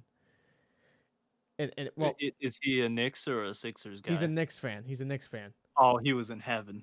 Yeah. Oh, So love that for he used him. to I was gonna say if he was a Sixers fan and he just felt the depressing atmosphere and he had to be a part of that rather than be one of the 5 people who was he's like, a yeah, fuck you. yeah he's yeah so he was he's a Knicks fan, and it doesn't surprise me that that's the biggest atmosphere that he's been in when he's a Mets fan. So I mean,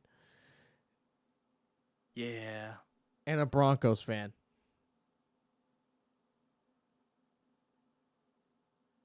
Yikes.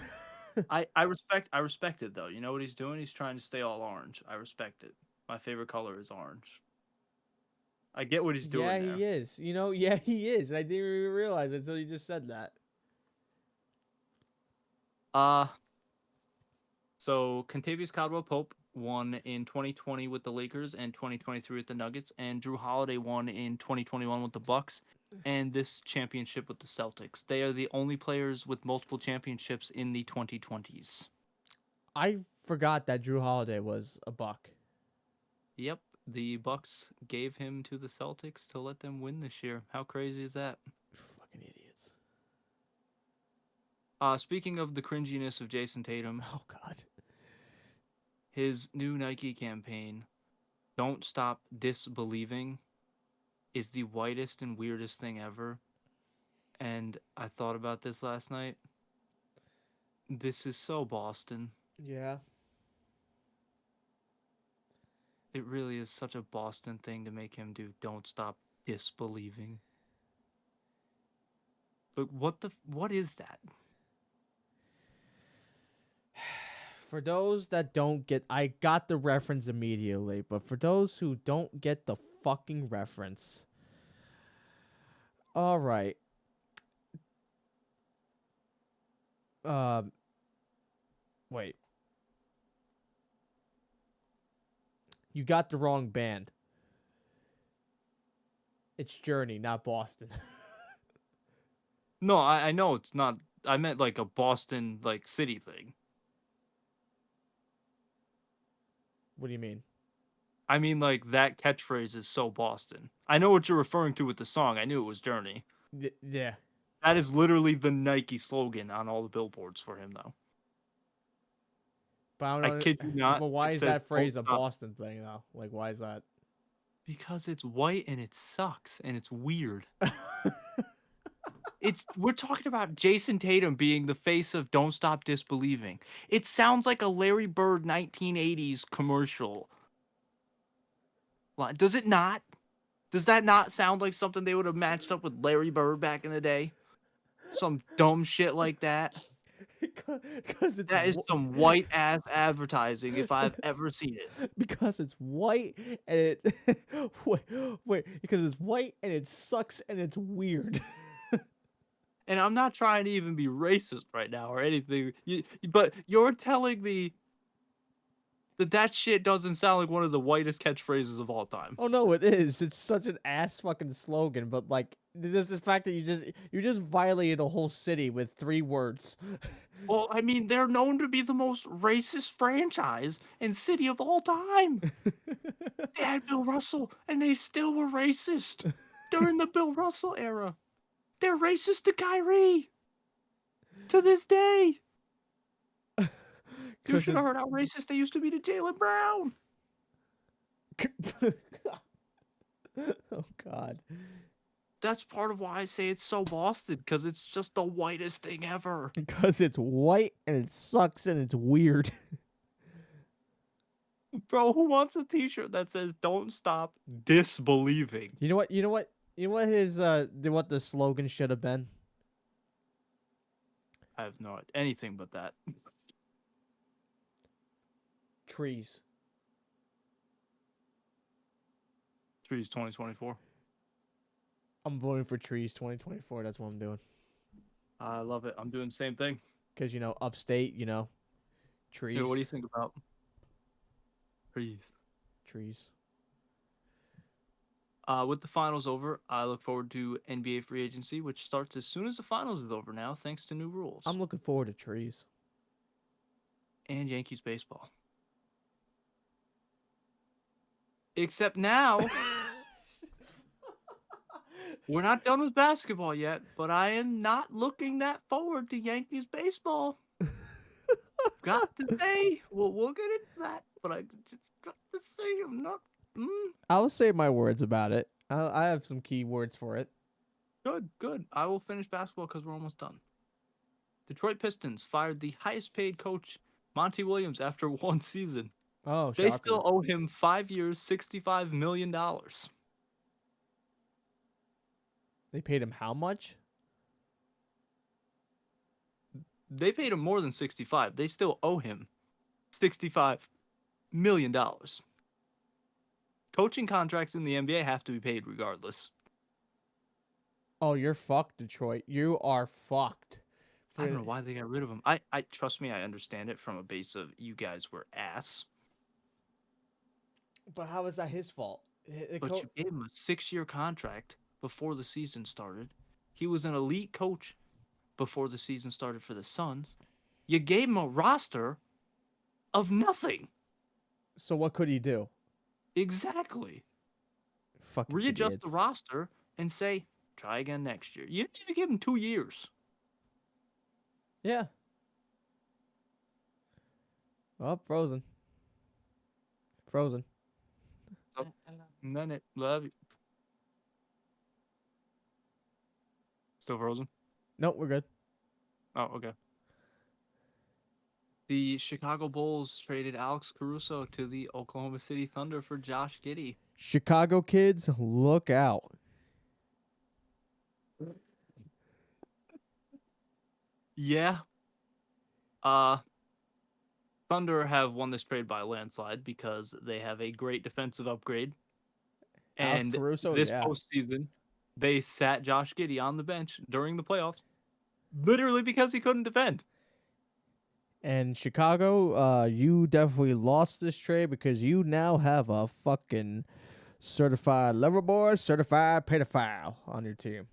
So Yeah, so very excited for the Thunder. Bulls are just going to be another mediocre team. I hope Lonzo comes back healthy, though, and actually plays next season. yeah, that'd That's be going nice. to be interesting. I don't know if you remember last episode, I mentioned something about Bronny James and only doing limited amount of team practices. Yeah. Him and his agent have come out and basically said this is on purpose because they want to focus on his fit with the team that he goes to, which I understand that more than before when did it you was just see like, why is he declining? Did you see the pictures he was posting on Twitter? No. He had a AI generated photo of him and LeBron with the Lakers, and then he had another one under that, him and LeBron with Dallas. Oh yeah, that's a common thing. A lot of people think LeBron and him are going to Dallas this year. So I was like, And if they go to Dallas this year, I'm telling you, Dallas is the favorite to win the chip. no fucking way, because if that team's unstoppable.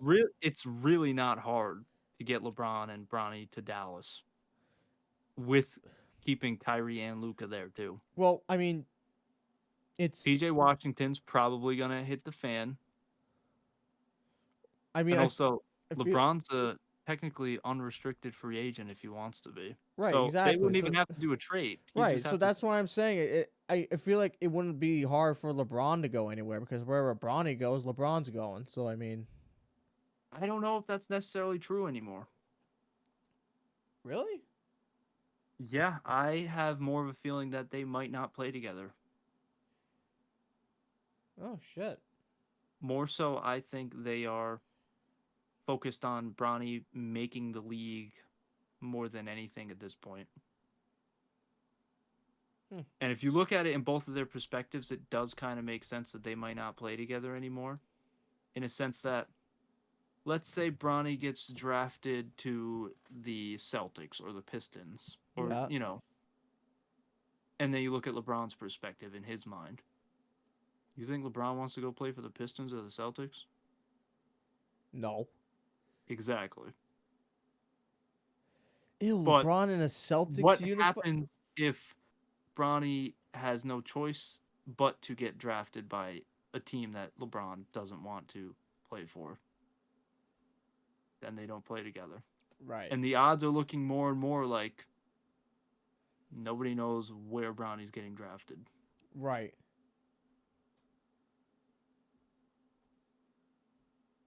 Speaking of the Braun boys, LeBron James' agent says that he is not going to Phoenix on a minimum deal. Thank God, Kevin Durant and the Suns can suffer some more. So happy. I was literally jumping for joy when I got that ESPN. And we're frozen again. Frozen, Bitch boy frozen, deal. frozen, frozen, frozen. Frozen, frozen, frozen, frozen. Frozen. All right, we're back. Yeah. So just glad he's not gonna go play on a minimum deal for a sorry Kevin Durant team. Like you said, Lakers hired former NBA player JJ Redick. I'm more excited than not about that. Did you see that the Indiana Pacers gave their new pickup this season, Pascal Siakam, Yes, the I max did. contract Yes. extension? 4 years, 189 million. Who was the sixth man that got a contract extension just recently? He was runner up for sixth man of the year. Someone on the Timberwolves, wasn't it? No, no, no. Nas Reed, I thought Nas Reed won the six No, yeah, man of yeah, the he year. did. Yeah, it's not the Timberwolves. Kings. Who was the guy in the Kings? Who was the guy in the Oh, Kings? Malik Monk. Yes. Yeah, that. Yeah, Yeah. he got a nice bag. Yep. I'm surprised he stayed with the Kings. I really am. But yeah, the Pacers, this is a great signing because this gives them their guy who helped them tremendously. However, this also hurts their future because a lot of their roster needs contracts in the next like 2 years. Yeah. They're not going to be able to afford to have the great team that they currently have. Right. Halliburton might not even be a Pacer for life. Fuck that guy either way. Uh, and that's it for basketball because the last thing was the lovely Michael Jordan exposed. So, Okay. Yeah. baseball MLB All Star voting has begun. Yes, Vote for. sir. I don't even know if I have excitement to say that. It's gonna say vote for your Yankees, but The two that are there. Yeah, the two that are there. Uh, Aaron Judge and Juan Soto. I mean, yeah, vote for them, bro. They have the highest amount of votes in than any other player in all the yeah, MVP votes. They all both have over 1.2 million. still vote for them. Okay, I went let me get from a let me get this. high. Let me get I was so excited. Okay, guys, listen. Okay, what he's saying here, he's not enjoying the stretch they're in right now. We just lost the third consecutive series and it's the first time all season that we've done that. Um, what I will say, Storm, you can agree with me on this. I'm happy we're going through this rough patch now, and not later on. I didn't think we were going to have a rough patch. Bro, it's fucking. I understand because we're the Yankees, we have such high expectations. But Not that. I thought that our injuries were done. oh no no no that's almost impossible. Yeah, but I thought we could have one season where half the roster doesn't get injured in the same stretch. Well, when your roster is average age is 496, I mean it's gonna be almost impossible. Rizzo's out with a fractured arm, which for the record, people, that's different. That's good news. That's different from Alright. broken. I had to explain my mother what the difference between fractured and broken, which I can't fucking believe I had to do. Um, who else is out? John Birdie's out. He's been out since May. You're Uh, forgetting a massive piece. The one that pisses me off the most. it's not the Big G, is it? It is. Oh, it is him. Okay, yeah. So, surprise, surprise, it's Giancarlo Stanton's out. Hamstring thing, 4 weeks. At least. Could be longer. Yeah. And knowing him and all of his previous injuries, it's going to be longer. I saw it coming though. There's no way that he wasn't going to be. 8th time on the IL in the last 6 seasons. Yep.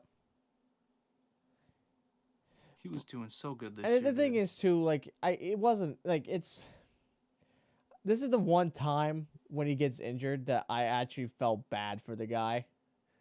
Cause like he tried to like get fit and shit so this wouldn't happen. He's also just been so freaking good this year. Oh, I know. And now he's on the fucking IL again. So I mean, that yeah, we froze, didn't we? Yep. I said yeah, and he's back on the IL now. This is painful, dude. It sucks. But you know what is good news though throughout this whole bad stretch, especially in this series. Houston swept the Orioles during this series.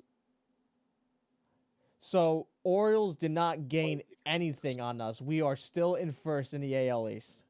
They didn't gain anything. That's good news. I'm really scared for the next month.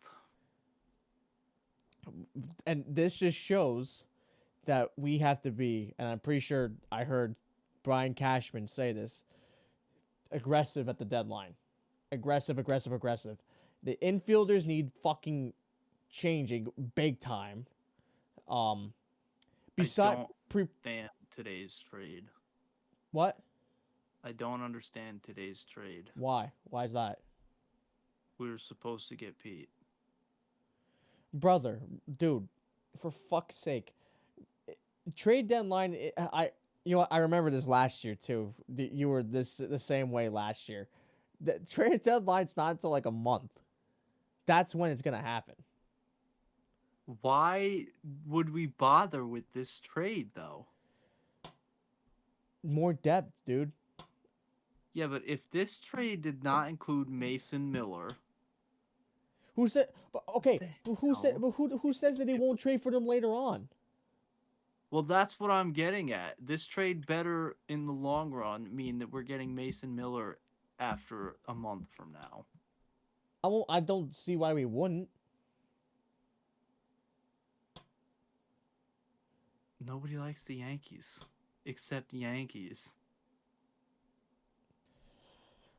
Well, for the trade he's talking about, guys, today, or I should say yesterday, the Yankees traded with the Oakland A's.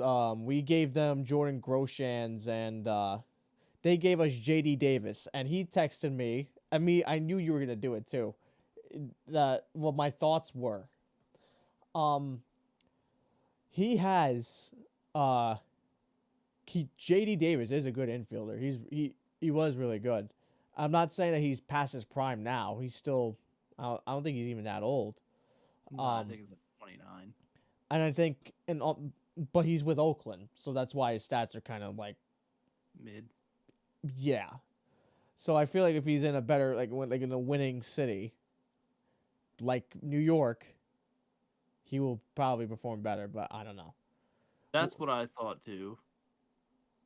I will say he does do good against lefties. That's what he's a monster against lefties. That is what we do need. Um but yeah, so my main trade targets for the deadline: Ryan McMahon of Colorado, third Yep. baseman. Pete Alonso of the Mets. Garrett Crochet of the Chicago White Sox. Get him the fuck out of Chicago, for the love of God. He's too good to stay in White Sox. Yep. And I think Mason Miller, basically. Pretty much. That's my lineup too. We need to get, because sure, our team's great. Like, brother, 3 consecutive losses now, okay, whatever. But if this, like I said, if this was like August, September, that's bad. I'm glad Yeah. we're getting this rough patch now rather than I later. agree. I really, really need a deep playoff run. I need a World Series is what I need. It's World Series or bust. But I mean, dude, you know what broke me? What's that? 17-5. That was bad. That was against our best pitcher too, which I was like, which I told you about. I was like, what the fuck? 17-5. 17-5 against our best pitcher. And the main team that we have to be worried about this year, Yeah, I know. our division rival, Right. the Orioles.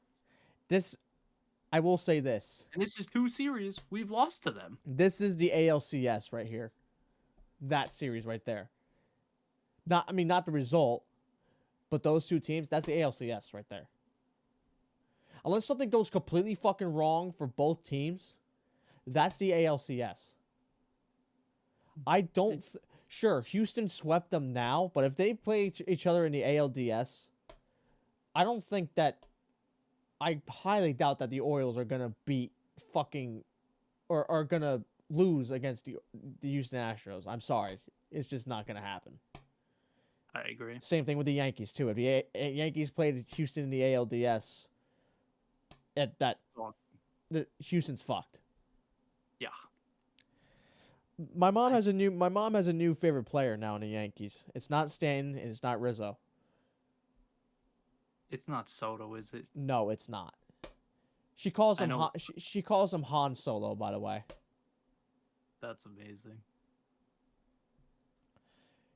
Take a guess of who her favorite player is now. Don't tell me it's Ben. Ben Rice? Yeah, it's not No, Ben. no. God. It's a player, not a pitcher, right? Yes, it's a player, yes. Okay. Well, pitchers are players too. I mean, Well, yeah, but I categorize them, okay. I get you. Batter, I think, is more player than pitcher. I feel like pitchers are more like luxury. Whereas I feel like a batter and like a positional player is more like that guy eats dirt. Yeah, oh yeah. Whereas pitchers are more like pedestal. Right. But anyways, it's not Volpe, is it? No. Okay, I didn't think so. I was gonna say she'd have to be a defensive lover for that. Huh. Don't tell me it's Austin Wells, dude. It's not Austin Wells, no. Thank you. Dude, who favorite player over Stanton, Judge, Soto, Volpe, and it's not a pitcher. Yep. It's not DJ LeMahieu. Hell no. She always talks about how pissed off he constantly looks. Yeah. That is very true. Obviously, it's not Brett Gardner because, I mean, he's not there anymore. Yeah. Okay, I will say this, Mom, if you're watching this, I think that Brett Gardner should sign a 1-day contract with the Yankees and retire. Like, officially. I agree. Like it was like how Jose Bautista did. Same thing. I completely agree. I mean, come on. Uh, huh. It's not like Oswald Peraza, is it? Or Cabrera? She does like Cabrera, but no. Who on earth plays for the Yankees then Just this year? okay. Name the current Yankees that are on this roster right now, and I'll stop you when you get it. Oh, is it Verdugo? Yes, yes. I hate that. What? Look, I like Verdugo, but that guy came from Boston. We can't just let him But slide. but but look how much more he's loving New York than he Oh has. no, I trust me, I get it. I love Verdugo. She loves the fact that he literally, because he does this. She does this all the time. She does the dog No celebration way. all the time. Yes, yes. When they get a hit, when they get a home run, she's doing this. When she's doing this. That's crazy. She fucking loves Verdugo. I'm just still on edge with him. He's gotta be more than half a season out of Boston. It's getting there. I mean, Yeah. I love Verdugo. I fucking love Verdugo. By the way, I Trust me, I'm the same way. It's just I have that thing where it's like that ick. because he's from Boston. Yeah. But he said that this clubhouse is the best that he's ever been in. Boston was never, when he was in it, he never treated him right, nor never about winning. Him and Alex Cora Oh. were not on the same page with each other. He loves Aaron Boone. He loves this team. Did you see what he did with what he was screaming at the Baltimore Well, pitcher? that's what I was gonna get at. I loved that quote that went viral. He was like, "After I'm done with him, I'm gonna go up there and fuck you up." Well, let's talk about that too. Judge almost got fucking injured too. That would have broken me completely. Dude, this is why I'm not. Dude, the NBA Finals ended, right? This ended right before our slump started, if you will. I was so damn excited for Yankees baseball, dude. I was gonna watch every game. I was gonna be the diehard baseball fan. I was really, really full diving into baseball. And then I just got the shit beat out of me in a dark alley. With the Judge injury, yeah. Celtics fans. And Judge fucking taken out of the game after getting hit. Luckily, it was like right here on the hand, but that is the same spot where he got his hand broken a few years ago. Dude, I saw he got hit on the hand the day after Mookie Betts got hit on the hand. By the way, guys, Dodgers Mookie Betts hit on the hand, 98-mile-per-hour fastball. He's missing time, but he won't be out for the season with a fractured hand. Yeah. Then, the very next day or two, Judge gets hit on the hand, taken out of the game. Oh, I'm terrified. Bro, I'm at work when I see this. I immediately texted you. I was like, what? you were like one out of like 5 people that texted me. Is Judge fine? Like my boss texted me. Is Judge good? Is Judge's hand good? I'm like, I told him flat out, like, I have no idea. And 'Cause I'm then sitting there and then the at update work. and then the update came. The update came. I texted you. I texted Dino, my boss. I'm like, here it is. There's your answer. His MRI came out negative. He was fine. He was gonna miss the next day, which that was fine. I mean, I kind of expected that. Did you Yeah, so did see? Did you see when he got hit? He started walking towards the mound. Yeah, dude, that Orioles series was something else. I think a new rivalry just got heated up. It's, Real bad. like that was, and then There Glaber was got, like 5 people hitting that and then series. Glaber got hit like a couple innings after that, and then Gunnar Henderson got hit in the first pitch the next day. That was planned, by the way. I don't care what anybody says. That pitcher got That DFA'd. that is amazing. Did you know that? I didn't know Victor that. Gonzalez got fucking DFA'd. Yikes. I want to read you an insane stat that I just read. Okay. So I'm going to read you 2 numbers. These are both intentional walks, okay? One is 688, one is 663. 688 That's the amount of times that Barry Bonds was intentionally walked. Sounds about right. The 663, that's how many times the Tampa Bay Rays got intentionally walked. Their All time. entire franchise. That is outrageous. Is it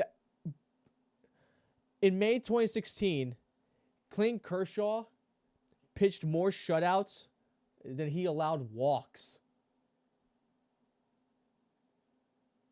That's impressive. Yeah. But You want to that?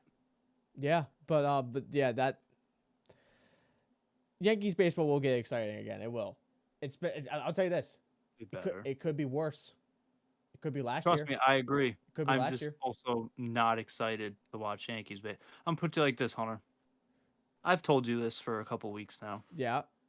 I planned on going out to see my sister. For you guys that don't know, she's around. Oh no, because you're going to the yep. I was planning on going to the Blue Jays series. I called her yesterday, or she called me or whatever, or maybe 2 days ago. I think it was Saturday. Yeah. So technically 2 days ago. I told her, don't worry about me coming out, by the way. Yankees suck right now. And I ain't gonna go pay to see them suck. Dude, I plan on going to that entire series. The entire All 4 games. holy fucking shit.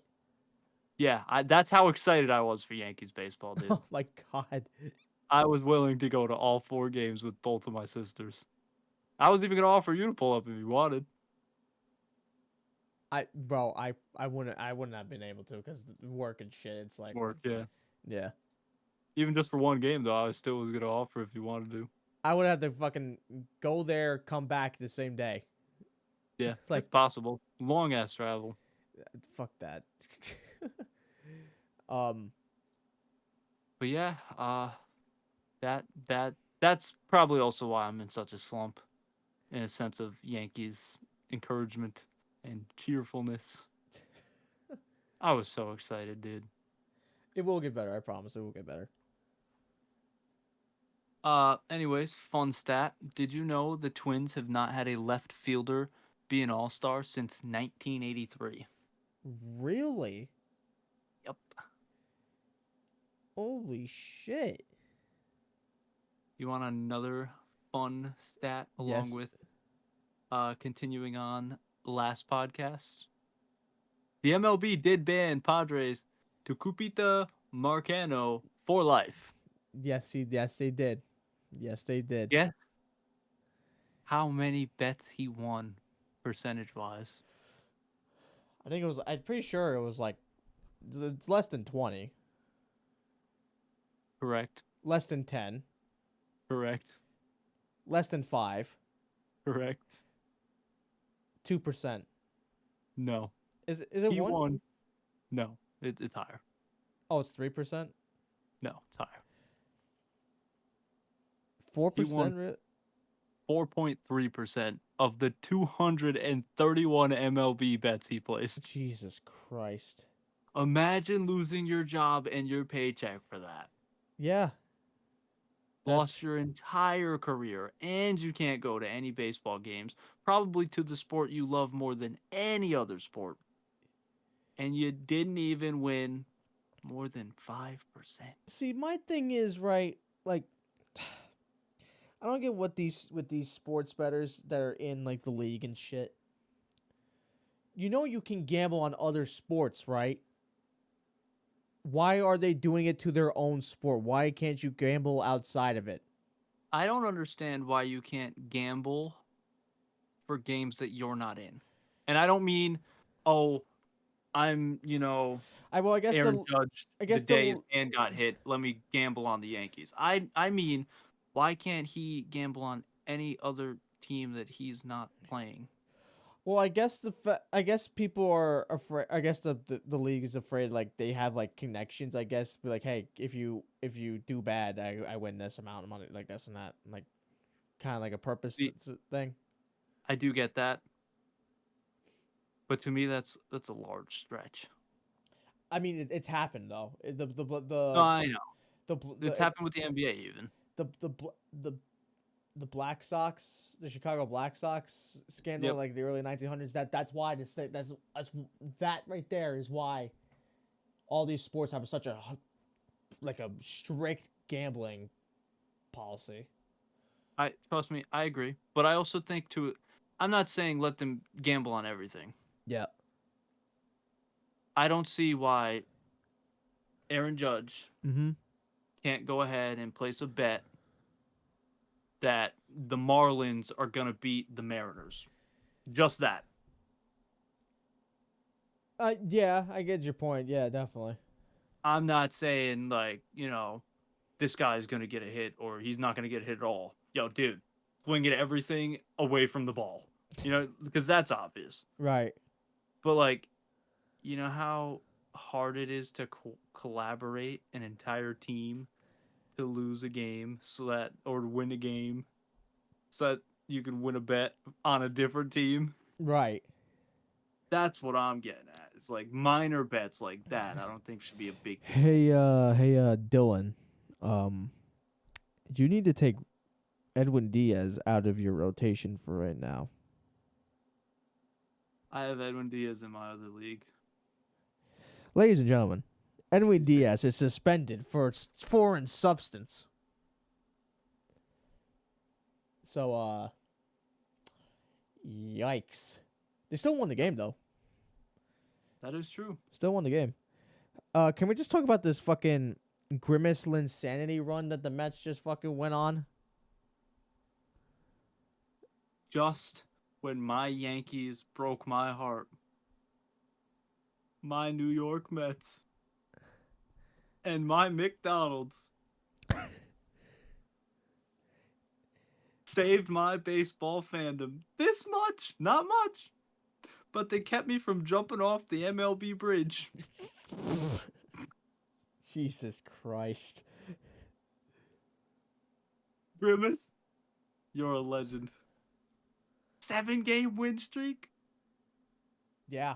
Do you realize in that 10-game stretch they went 8-2? They moved their record to 36-39. They're almost back to perfectly mid. We looked at like the wild card race. Me and my buddy Wayne at work. I think they were like 8th place in the wild card, but if they won like this straight series, they were in second or some shit. Yeah. You want to talk? Remember how you used to talk to me about how bad the Eastern Conference was compared to the Western? Yep. I'm gonna give you a little lesson here on how fucking awful the National League is compared to the American League. Okay, Yep. so let's see. We have 1, 2, 3, 4, 5, 6, 6, right? Yep. Seven teams in the American League that are above 500. The National League has 3. it was 4 until today. Okay. Now it's 5. Oh, really? Yes. But that just shows you how wait. Did I count wrong? 1, 2, 3, 4, 5. No, I was right. Okay. Just the AL West is I can't believe I'm saying that the AL West is the worst division in baseball currently. There's only one team that's above 500, and that's the Mariners. Astros, who got themselves to second place, they're 38-40. I'm going to give them a little bit of slack. They still don't have Kyle Tucker back. I heard rumors that he might be traded. He might be traded. I hate the words that just were going to come out of my mouth. Don't think he's not going to come to the Yankees. He's just not. I was going to say imagine, and I was like almost excited. But could you imagine if he was a Yankee? Imagine fucking. But, like, I also wouldn't like that just because he was a part of that douchebag team. No, he wasn't. He wasn't a part of that? No. Which one are you talking about? Because there was two. There's 2017 and 2019. I'm talking about the straight up cheaters. Uh, wait. Kyle Tucker. So I thought Kyle Tucker was an Astro for life. Kyle Tucker. He made his debut in 2018. Really? So no. If he Oh, okay. if he debuted with the in 2017, he will be 20 years old. He would have been 20 years old. I didn't realize he was that young. He's 27. I thought he was quite up there in age. No, no, no, no. No. Well then, Kyle Tucker, you are welcome to the Yankees with open arms, pal. Open arms. I will gladly take Kyle Tucker to match up with Juan Soto and Aaron Judge in the outfield. Speaking Can you of that, imagine that outfield? I want to say something real quick. The Yankees fans, I swear to God, piss me the fuck off more than any other fucking fan base in the league. And Philadelphia exists.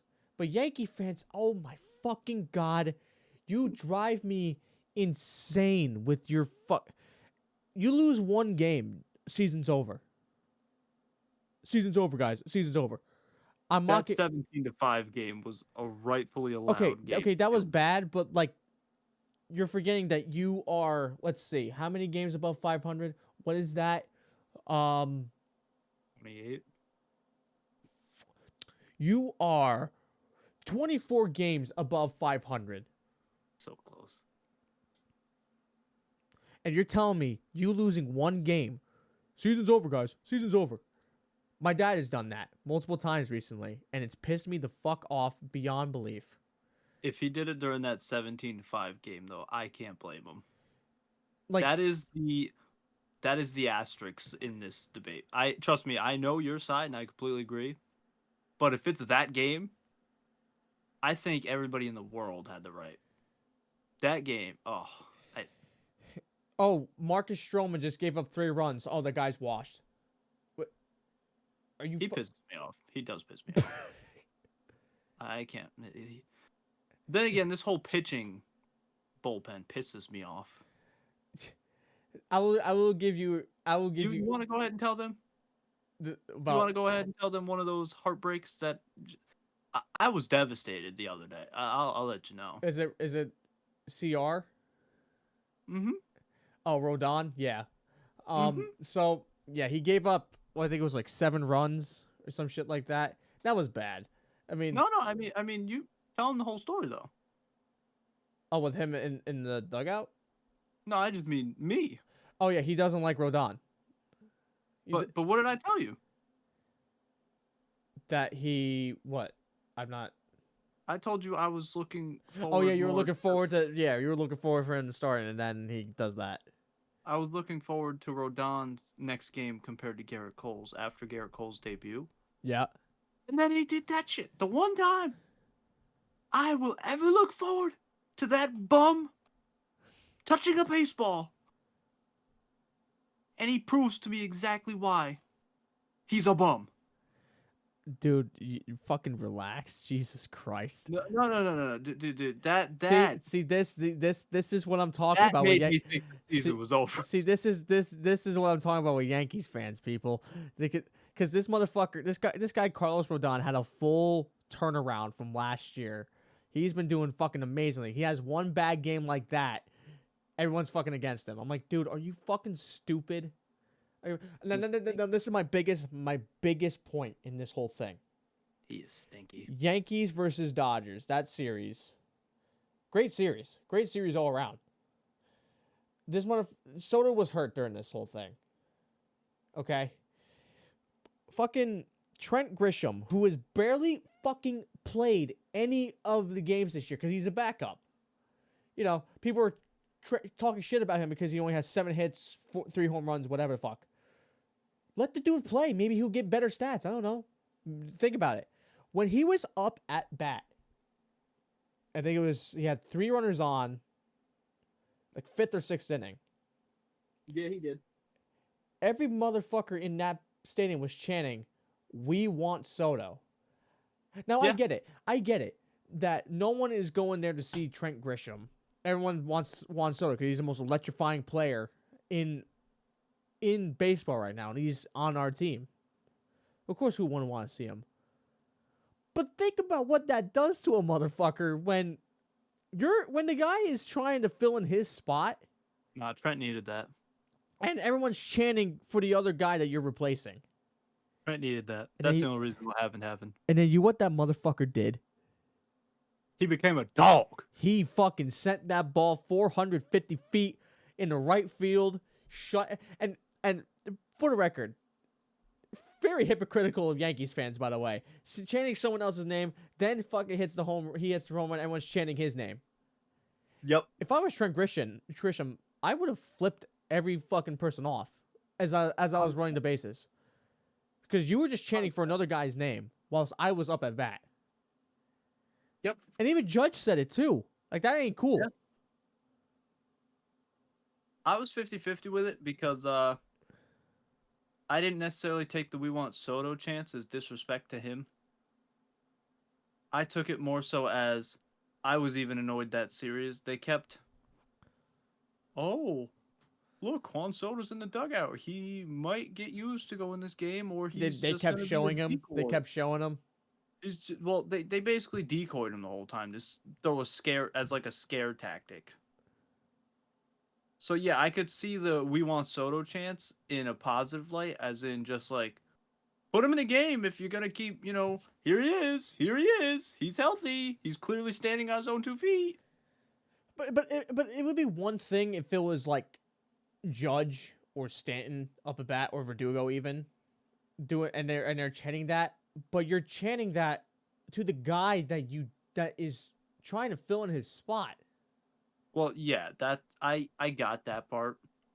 I understood at that moment it was disrespect because they purposely waited until then. Right. That's what I'm getting at. It's like, what the fuck? That's why I'm still on your side. But I did see the other side of it if they did it the right way, just being like, come on, stop poking us with the stick and put him in. Because that was pissing me off the entire series. Oh yeah, 100. Yeah, I was like, why Dude, keep showing? that first game when they showed him 19 times, I counted it. On my screen, he was shown 19 times. Oh, they might put him in for Trent Grisham now. Oh, we're going into extras. Are we gonna see Soto? Not to mention too, Probably not. you also people The announcers gassing it up too. Oh my god. Oh. people probably fucking forget about this too. I haven't forgotten about this. Trent Grisham was the other guy that they got out of the Juan Soto trade as well. Right. It was him and Soto. So you're also because you're chanting for the teammate that you've been with for 2 years. Yep. So that also kind of added another level of disrespect, in my opinion. But like I said, smoked it, shut every person in that stadium up. Yep. The ultimate disrespect that series. Dodgers and Ohtani and Aaron Judge Yankees mixed. That was I couldn't believe that. I'm like, there's no Yankee Stadium sold Shohei Ohtani jerseys. But hey, you know what? If it helps pay for Juan Soto's contract, then fine. Ohtani gets revenue from jersey sales of his jersey in Yankee Stadium. Fuck that guy. That's disgusting. That was I saw that. I'm like, there's no fucking, like, why are you doing that? You know what even got me even worse? Oh God, what? Phillies and Mets had the international series, and they also had mixed apparel. That's even more illegal. That's They are in the same division. Are they not? That's like someone making a Yankees Red Sox mixed. Yeah. That's fucked. No. That's. I don't care if it was international or not. That is ridiculous. That's even worse. That's even worse than Judge and Shohei. That's even worse. I couldn't believe it. Did you know Oswaldo Cabrera was the first Yankee to pitch in a game and then hit a homer the next day since Dwayne Wise in 2012 for the Yankees. Really? Yep. Oh, I got it. Okay, I was saying, I'm like, how is that even possible?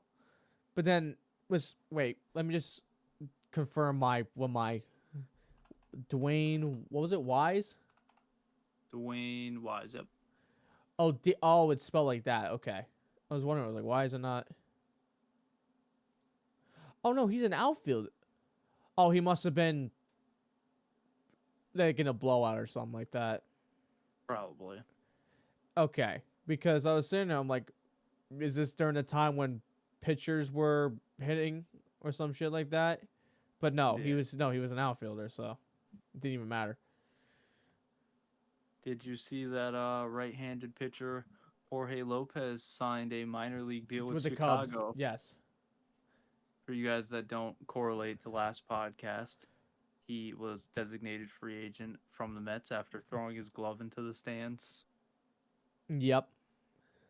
You know what I was really proud of? The Yankees won the Royals series 3-1. Yep. Um, did you see the MLB punished umpire Pat Hoberg Yes. Because for violating gambling rules? yes, he was the guy that pitched that in the World Series. I think I don't remember what game it was, but I know it was against Houston and Philly. He was the only umpire, I think, in Major League history that umpired like a perfect game. Like he didn't get a single call wrong. Like, each one was right. Yep, And do that in the World Series too. it's insane. That's that adds another level. Like holy shit. Like that's Did you see he plans on appealing it? what? Yep, he plans on appealing it, and he denies betting on baseball. Oh, I thought you were talking about that. I was about to be like, what? Like, what do you mean? Like, what? No. I mean, yeah. I mean, if you know that you're innocent, then yeah, I say why not appeal it. I mean, fucking hell. Confetti. Do you know what that confetti's for? No. It's for your mom and her favorite player. Oh, oh. Our guy Verdugo, first game back in Boston as a Yankee. It's a Smoke. home run in an 8-1 victory. You know, I said that when he did it, like it had to be him. It just had to be him. And you look so happy running those bases when everyone was booing him. It's like, yep. It's like, yeah, I did that. That solidified it for me for like him as like a full blown Yankee. Like that. That right there. I was like, yep. And then the Red Sox in Oh typical fashion. this that last game exposed a problem with the Yankees 100%. Do you know what that problem is? Infielders. Technically yes, but also no. Jose Trevino throws at like 60 miles an hour. Those motherfuckers were just stealing on him constantly. Yeah, I was gonna say, the very next game, the Red Sox had 9 steals, which is a franchise record for Boston. Yeah, Boston's been around since like the early like late 1890s, early 1900s. This is their franchise record, and of course it's against the fucking Yankees. Of course it is. This team out of all teams in Yankees history, too. Yeah.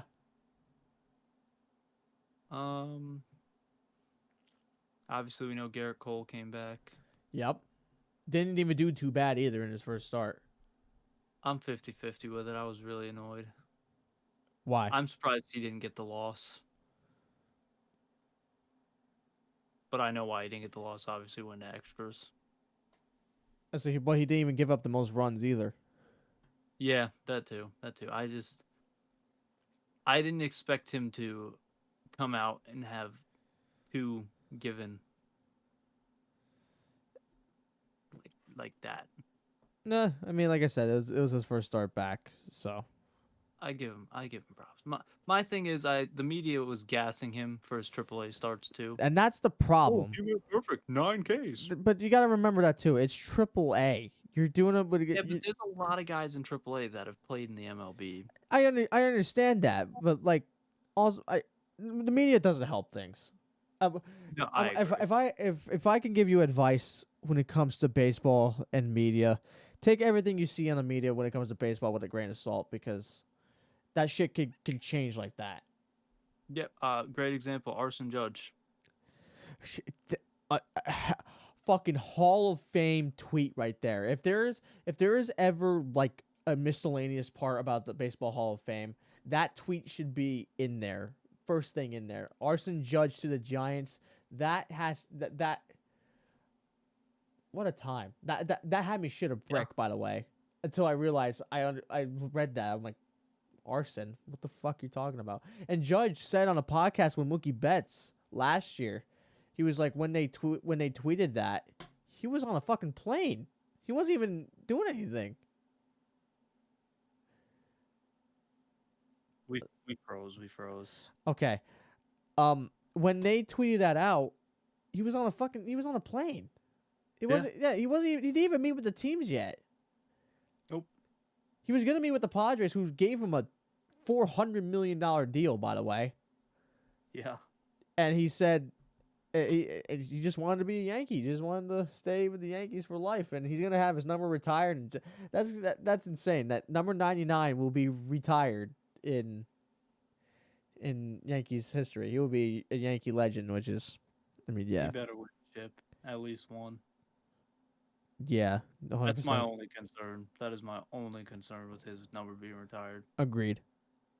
If they retire his number and he doesn't get us a chip, and they don't retire Alex Rodriguez, That will be insane. Yeah.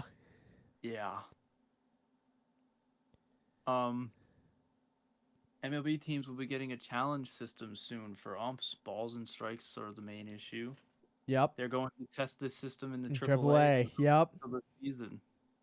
They say the earliest implementation of the system for the majors would be 2026. So we got something to look forward to. Thank God. Speaking of that, Aaron Boone, 37th career ejection for arguing balls and strikes in yet another game.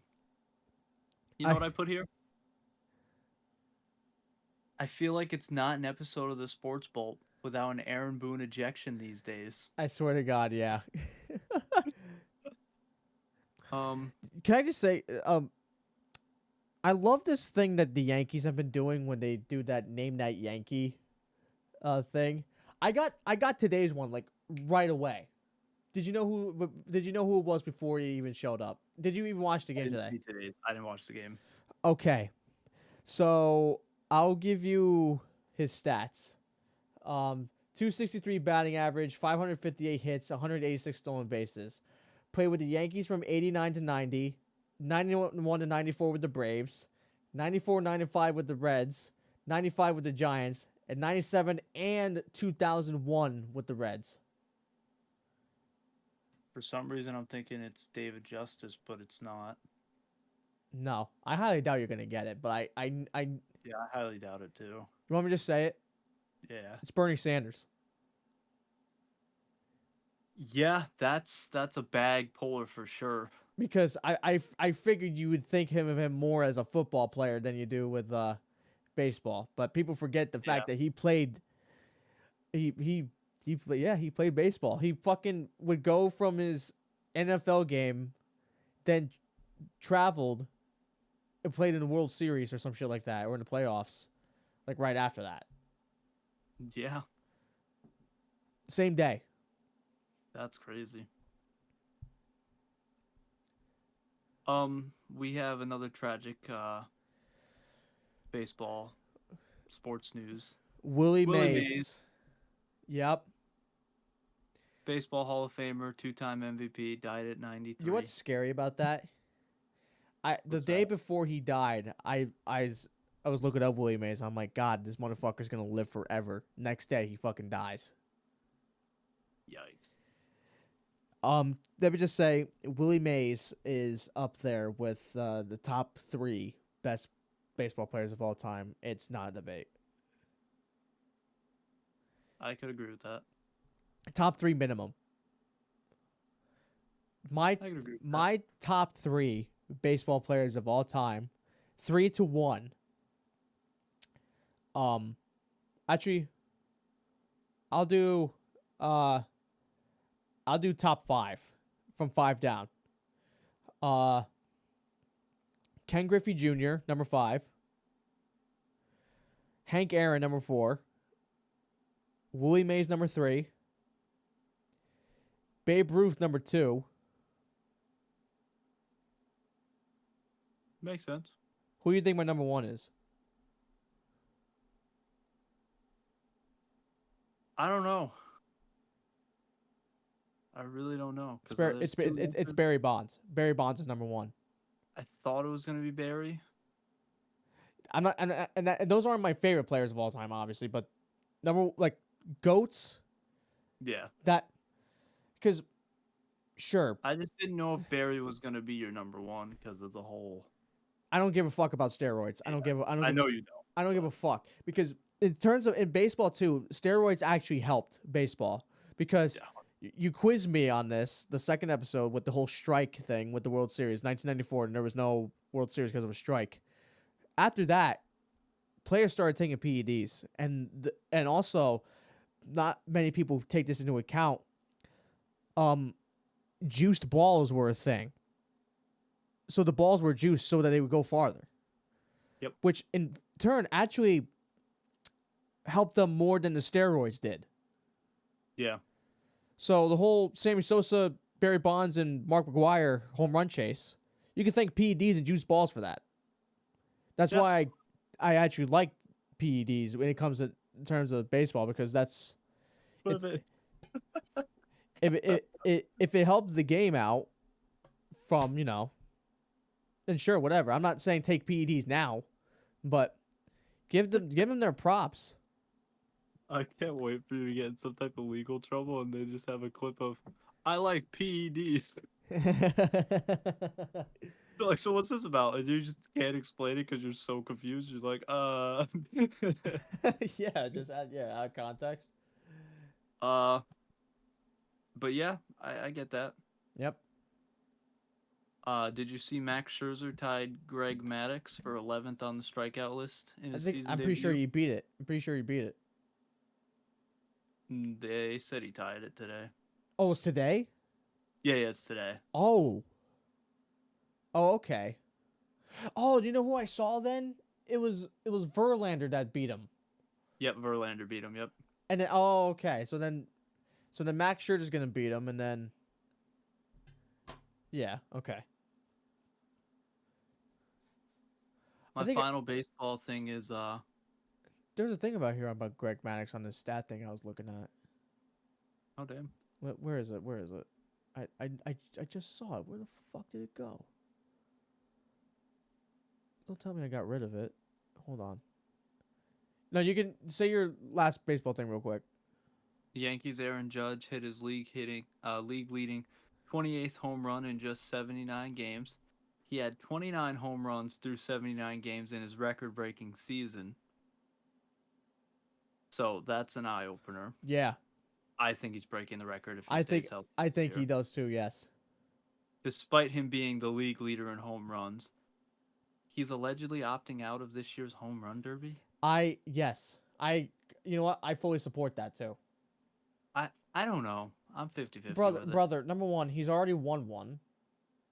Well, I get that, but why not continue? But number two, I don't think you realize that can fuck up a player's mindset during later on in the season, because remember, like in the home run derby, they're throwing I don't know, fucking 50-mile-an-hour balls straight down the middle.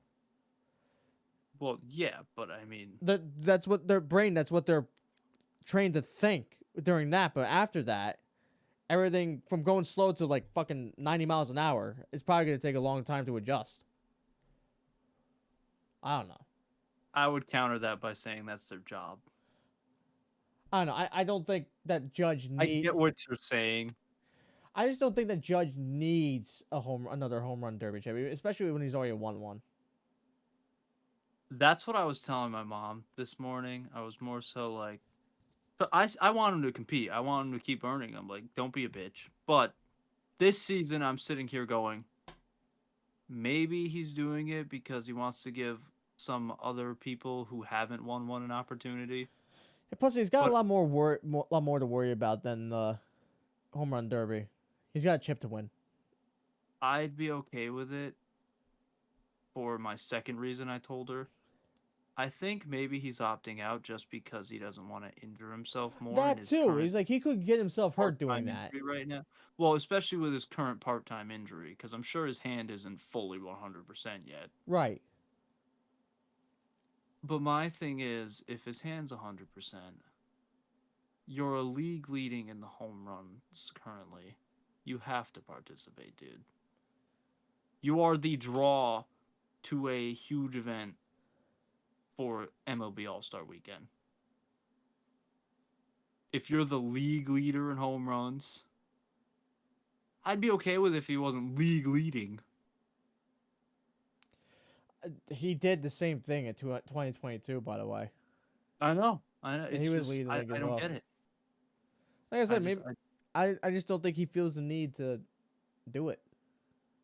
Like I said, especially when he did it the first time when he playing the home run derby, he won it. His second half stats fucking tanked. well, yeah, but that's also because he was young and the team he was on was shit. Not really. They got to the ALCS game 7 against Yeah, against against someone who was cheating against them. trust me, I agree. I get it. But at the same time, even if they weren't cheating, I look back at those rosters. I mean, don't get me wrong, it's shit compared to what we have now. I give them a 50-50 shot for either team to win if there's no cheating involved. I mean, I feel like the Yankees would have a higher chance, but Well, that's what I mean. I obviously, naturally, without cheating, they would. But I wouldn't be surprised the Astros take Game 7 or the series away from the Yankees without cheating. I don't know. I feel like the Yankees would probably actually beat them at that thing if they didn't. Well, yeah, I'm the same way. I'm just saying if I'm being unbiased and looking at both ends, they did have a solid team still. Oh yeah, I'm not saying that they didn't. Well, yeah, I know. I get that. I'm just clarifying for people who might think Right. I'm like swinging towards the gay team and the uh, whoops.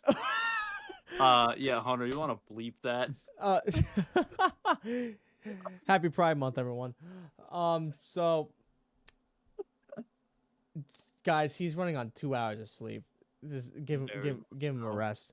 Um, so this Greg Maddox that I have, he faced 20,421 batters in his career. Only 310 of them saw a 3-0 count. Of them, 177 were intentional walks. Damn. That's an insane fucking stat. Yeah. 20,000 batters, 300 of them saw 3-0, and more than half of that were intentional walks. That's crazy. Yeah. Dude was a stud. Oh, yeah. Most accurate pitcher in MLB The Show, 100%. Oh yeah. Like when he gets a 99 card, that is, because he doesn't have a good card now. But I guarantee you, he's gonna get a 99. It's gonna be unstoppable. Holy yeah. So my only other baseball thing that is not MLB is Oklahoma became the first Division I team to win 4 consecutive softball national championships. Did they And really? defeated Texas for the Women's College World Series. I thought UCLA was still in it. That's men's. That's men's. No, but I'm pretty sure I saw UCLA play softball when I was at the gym recently. Like not too long ago. Well, probably yeah.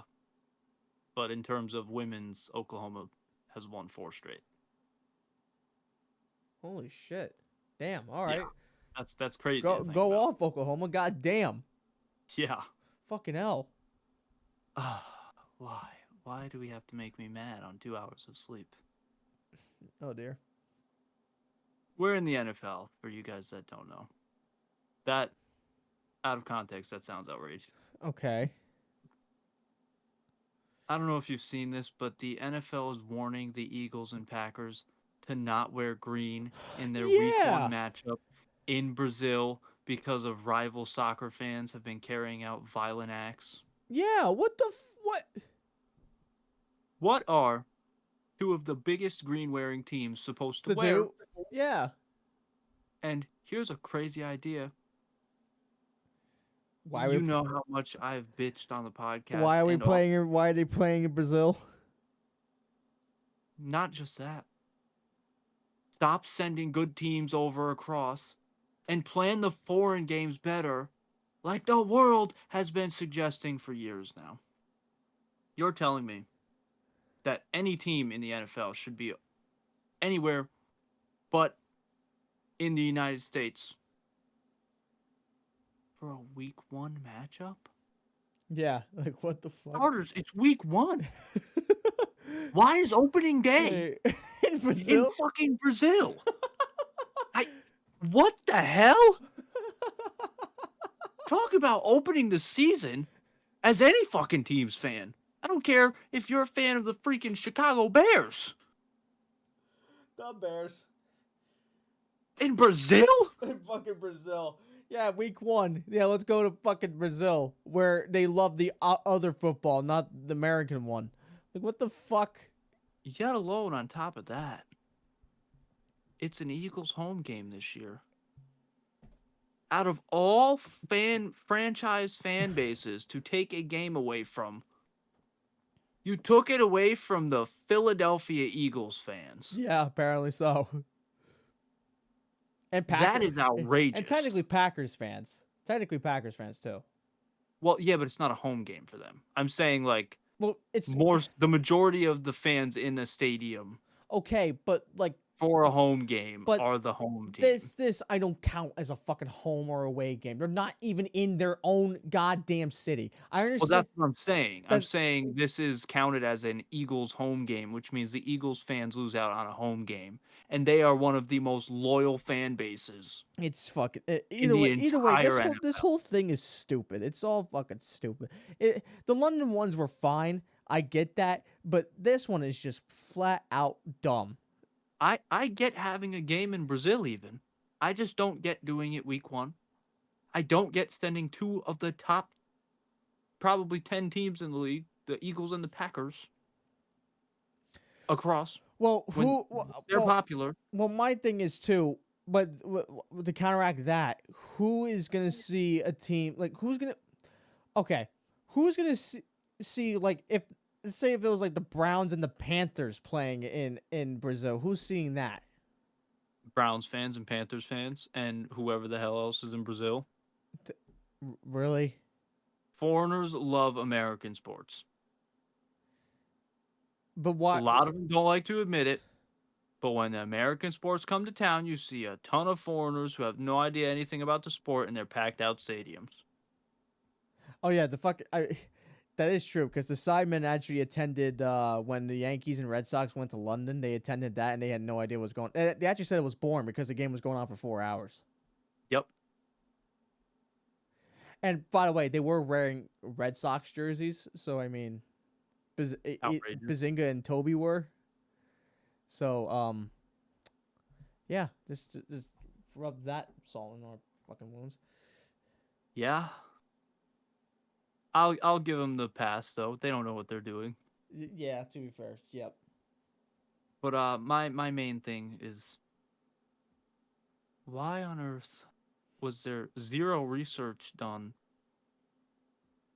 to not send the 2 green teams to a week 1 matchup in Brazil? He froze, but yeah, I understand what the hell is. You No, froze.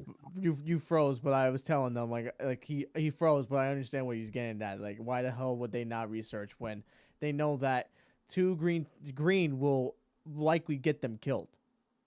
I I would protest if I was both franchises straight up. Yeah. I mean, that's a what are the Eagles and Packers going? None of their jerseys don't have green on them. Are they gonna make those stupid special jerseys like Nike sold for the Super Bowl, where it was all gray? Oh my God! Please no. Who bought that shit? I don't They didn't know. even wear it in the Super Bowl. Holy outrageous. Anyways, some exciting news. Eagles quarterback Jalen Hurts says 95% of the offense being installed under the new offensive coordinator, Kellen Moore, is new. It will include more motion plays. This is exciting for multiple reasons. The one that a lot of non-Eagles fans are entertained in would be the fact that this suggests that there's going to be a lot less tush pushing, because there's probably going to be a lot more first downs before 3rd and 1, 4 and 1.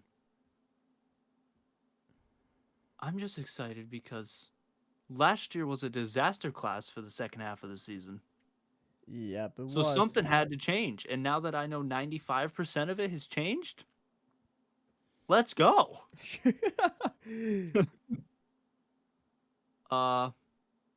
Eagles were cleared of any tampering charges related to the signing of Saquon Barkley. But not the Falcons. That's right. They tampered to get quarterback Kirk Cousins. Do you want to see how much of a joke it is to tamper in the league? All they have to do is forfeit their 2025 fifth round pick and pay a fine of $250,000. And then their GM has been fined $50,000. That's That's it. it. Literally it. What the fuck? That's like one game of the season.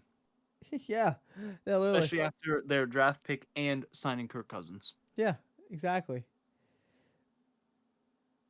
Jacksonville Jaguars extended quarterback Trevor Lawrence 5 years, Is he $275 million. tied for the most paid quarterback in the league? Yes. Do you know who the other one is? Joe Burrow, right? Yep. Absolutely pisses me off. Ridiculous. It's even worse that now Trevor Lawrence is also the second / first highest paid who you think should be? quarterback. Who you think should be the most highest paid quarterback? I hate for these words to come out of my mouth. But statistically, realistically, and trophy casely, It's Patrick Mahomes, isn't it? it's Patrick Mahomes. Fuck that guy. No, I'm pretty sure. Wait. Hold on. I'm gonna. Who is the highest NFL player? Yeah, it is Joe Burrow. What the fuck? Highest paid effect. Click. Okay, cool. I wanna see where. Oh my God! Guess how much Joe Burrow's making a year? Oh, I already know. It's 55. Him and Trevor Lawrence make $55 million a year.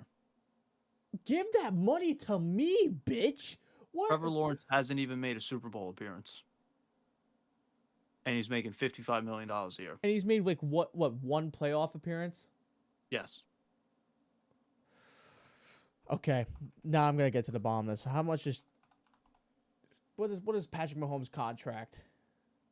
I want to say he makes like $42 million a year. 10 years, $45 million. That was close. That's $10 million less a year. Yeah. But also, he did that because he wanted a super large contract to stay with Kansas City forever. I guess, but damn. Why isn't Will Levis the most highest paid quarterback in the league? That's just a travesty. That's just absolute travesty. Will Levis is the best quarterback in the league.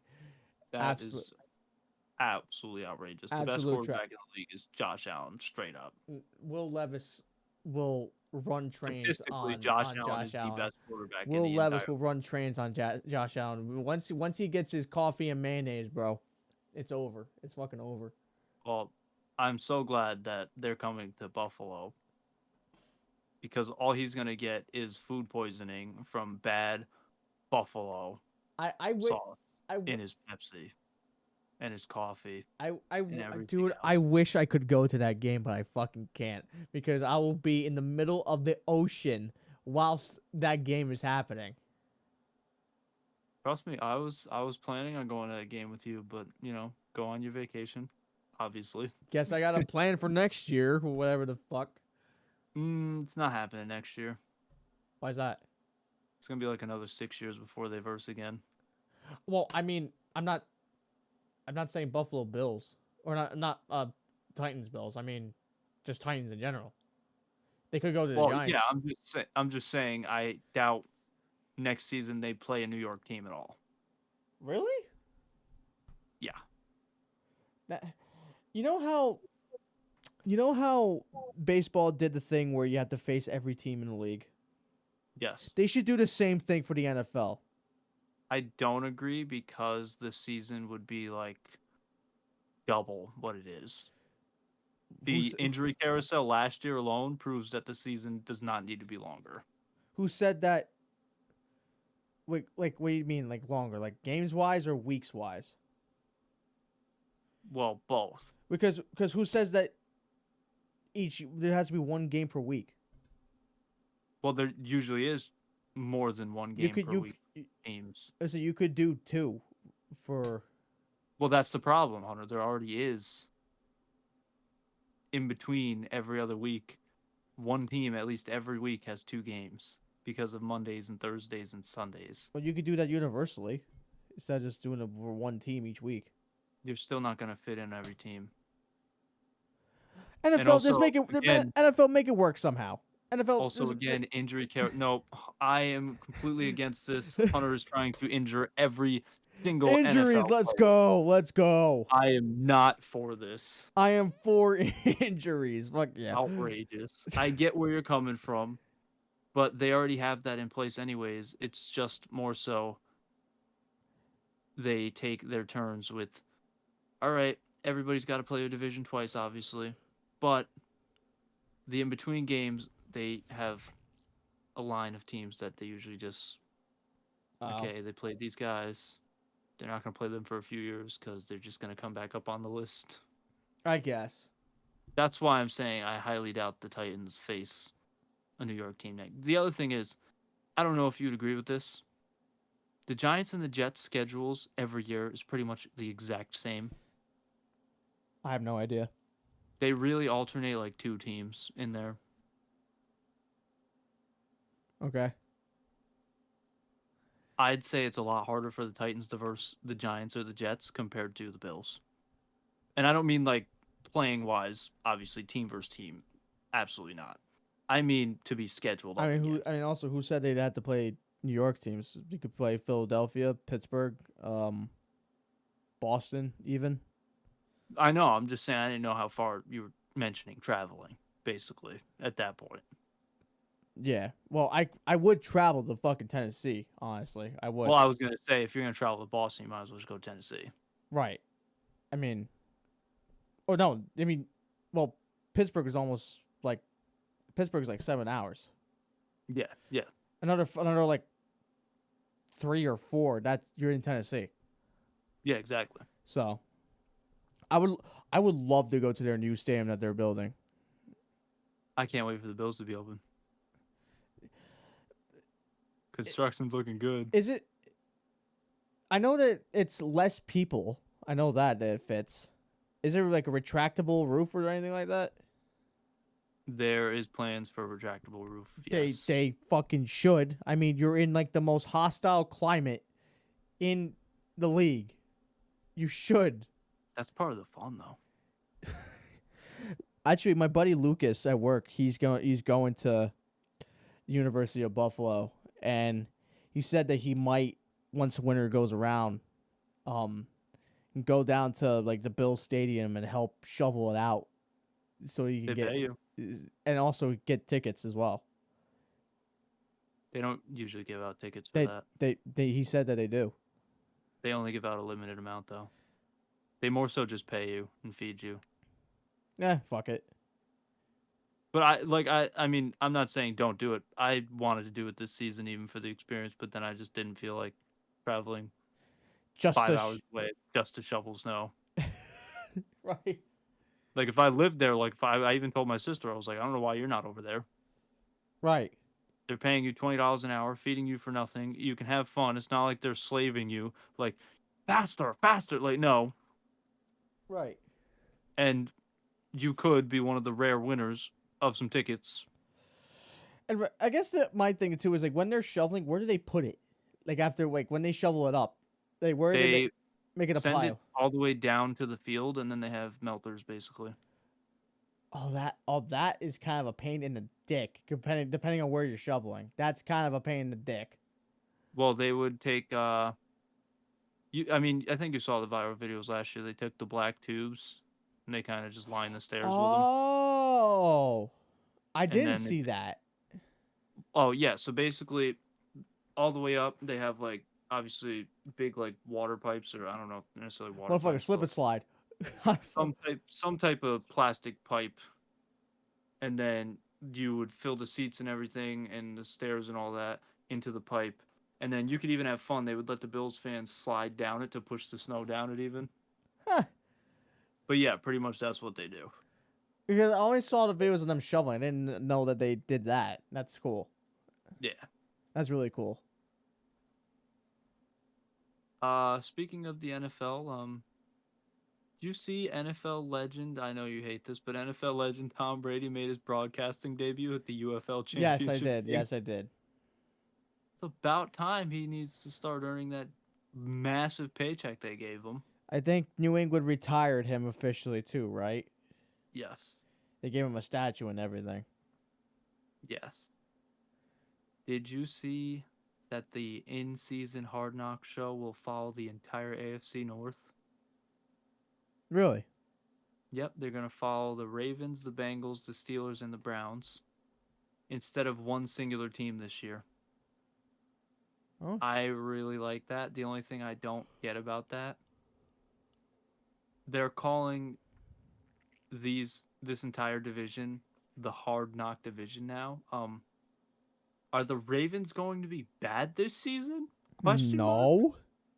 Are healthy Joe Burrow Bengals going to be a Hard Knocks team? No. Now, are the Steelers? 50-50. Maybe. Exactly. The Browns? Probably. No. 50-50, I think. Well, yeah, but more so. I Out of those four teams, Steelers and Browns are more likely, is basically. Oh, yeah. And because the Steelers haven't had a losing season in, years. I feel like the AFC South is more of a hard knock than fucking... And that's my division. That's the only thing I don't get about it. Is that Because you got... that.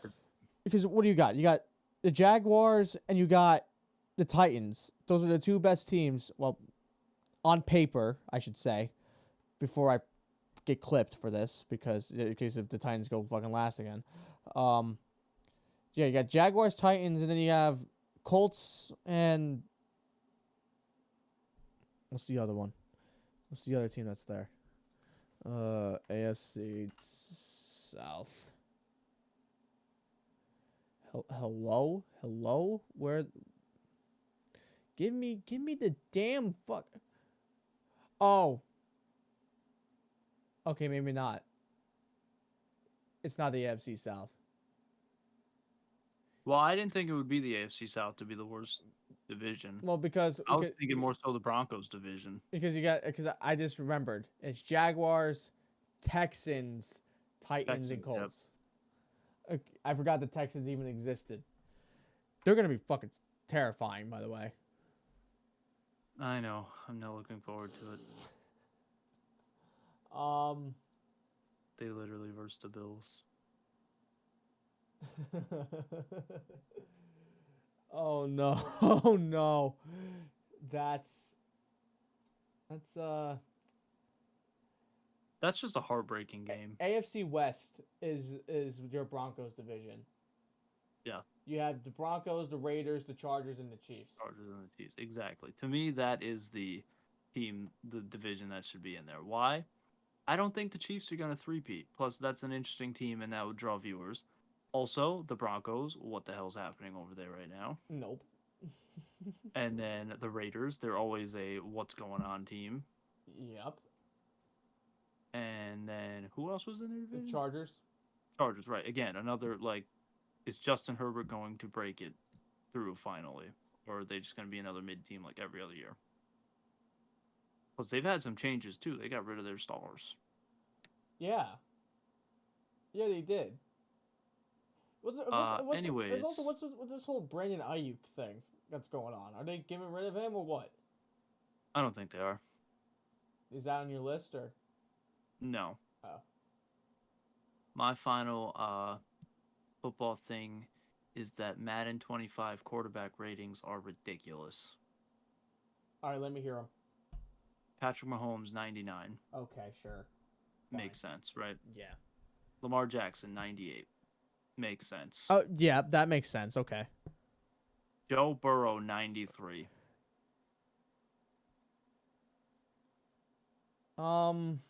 He didn't even play last season because of injuries. I feel like 90 would have been like the max. The max. Hunter, also, these are in order. Why is he the third best quarterback in the league? Compared, who's next? Josh Allen, 92. Okay. Now That's absurd. Now you're okay. Now that They're you dead. say that because you said that's in order. Okay. Josh Allen has to be 95. Josh Allen has to be at least a 95. If you want to do it that way, then give Joe Burrow 93, then fine. But fucking hell. Josh Allen, number one, he played a full season. So, I mean. He should have been the MVP last year. Debatable. Statistically. Quite literally. Oh, yeah. I just want to see what your reaction was when I said debatable. Oh, sorry. I said I wanted to see what your reaction was when I said debatable. I knew. Okay, and what's next? It's not even that. Just that's fucked up. The whole list is terrible. All right, next. Dak Prescott, 90. You're straight capping out of your asshole right now. There's no way he's 90. Yeah, and he's the fifth best quarterback according to Madden ratings. I'm a Cowboys fan. That's just false. That's just fucking false. I'm sorry. I admit he had a fantastic season last year. Yeah, but no, not 90.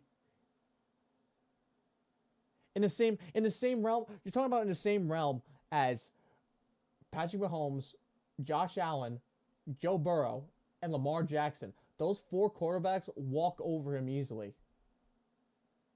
You'll never guess who the next player on this list is. Who's the rating? What's the rating? 88.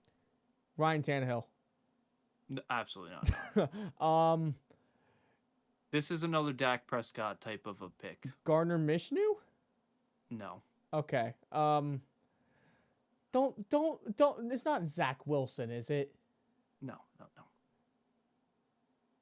This player is deserving of a high rating. It's just not deserving. Is it Mr. Let's Weld? Mr.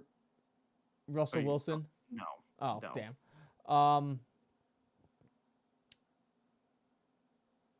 AFC or NFC? AFC. Is it Tua? Tua Tagovailoa is an 88. Now, I don't understand. Like, are you saying that that's a like? Should he be higher or should he be lower? I'm saying he could be an 88. I'm saying he had a great season, just like Dak did. However, I don't see how he is over the next player. Oh no. Okay. Do you want me to guess who this is or? You can go ahead and take a guess. AFC or NFC? Number one. NFC. NFC. Yes. Jordan Love? No. Well, that's absurd, by the way, that Jordan Love's not that high. He's not on the list. That's even more insane.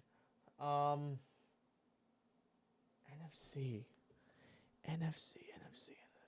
I'm just gonna have to look up NFC teams real quick. This is fucking outrageous. Is this person by any chance on the NFC West? No. He's not. Okay, so Brock Purdy is is he there's well, obviously he is. Are you telling me that Tua is over Jared Goff? Not on the list. He's not. Okay. Hunter, you are missing an elite quarterback in this league. No fucking way. There is no way. There's no way that Tua and Dak, by the way, I just got it. I fully got it. There's no way that Dak. It's more on Dak than Tua right now. There's no fucking way that Dak Prescott is over Jalen Hurts. Yes, Jalen Hurts is an 87. You're telling me the best quarterback in the league scoring wise, as in besides Josh Allen, because this guy runs in just as many touchdowns as he throws, is less valuable and less rated than Tua? How many fucking touchdowns did Tua run in this year? This past season? I have no Did idea. he reach 5? Are we serious? And I'm not saying Tua's a bad quarterback, but he ain't better than Jalen Hurts. Okay. And yeah, the Eagles had a crappy end of the season. But are you serious? Is there more players or is that it? No, there's more. Oh. So the next guy is tied with Jalen Hurts at 87. Is it Take Baker a wild Mayfield? guess. No. Damn it. Is he on the list? It's around that oddball field, though. Oddball quarterbacks? And no, Baker Mayfield's not on the list either. Are you talking about oddball quarterbacks or Yeah, just something you might not think of right Justin away. Fields? No. Okay. Is it NFC? I want to say no. You want to... Let me confirm that.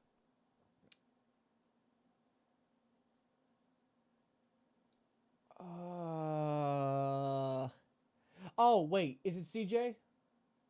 No. Damn. It's not Lamar. No, it can't be. Okay. It's not Justin Herbert, is it? It's Justin Herbert. Justin Herbert is on the same level as Jalen Hurts. Wasn't Justin Herbert out for most of the season? Correct. But he's so good that he's just as good as Jalen Hurts. Okay. All right. When the Eagles are a Super Bowl favorite just about right now. Yeah. The next guy on the list is an 85, and I think it's an atrocity that he's this far down the list. He's this far down. This far down. He's basically it's the top 10. He's 9th. He's Trevor the Lawrence? 9th best. No. Trevor Lawrence is not on this list. You said Jordan Love's not on the list. No. You said Jared Goff's not on the list. No.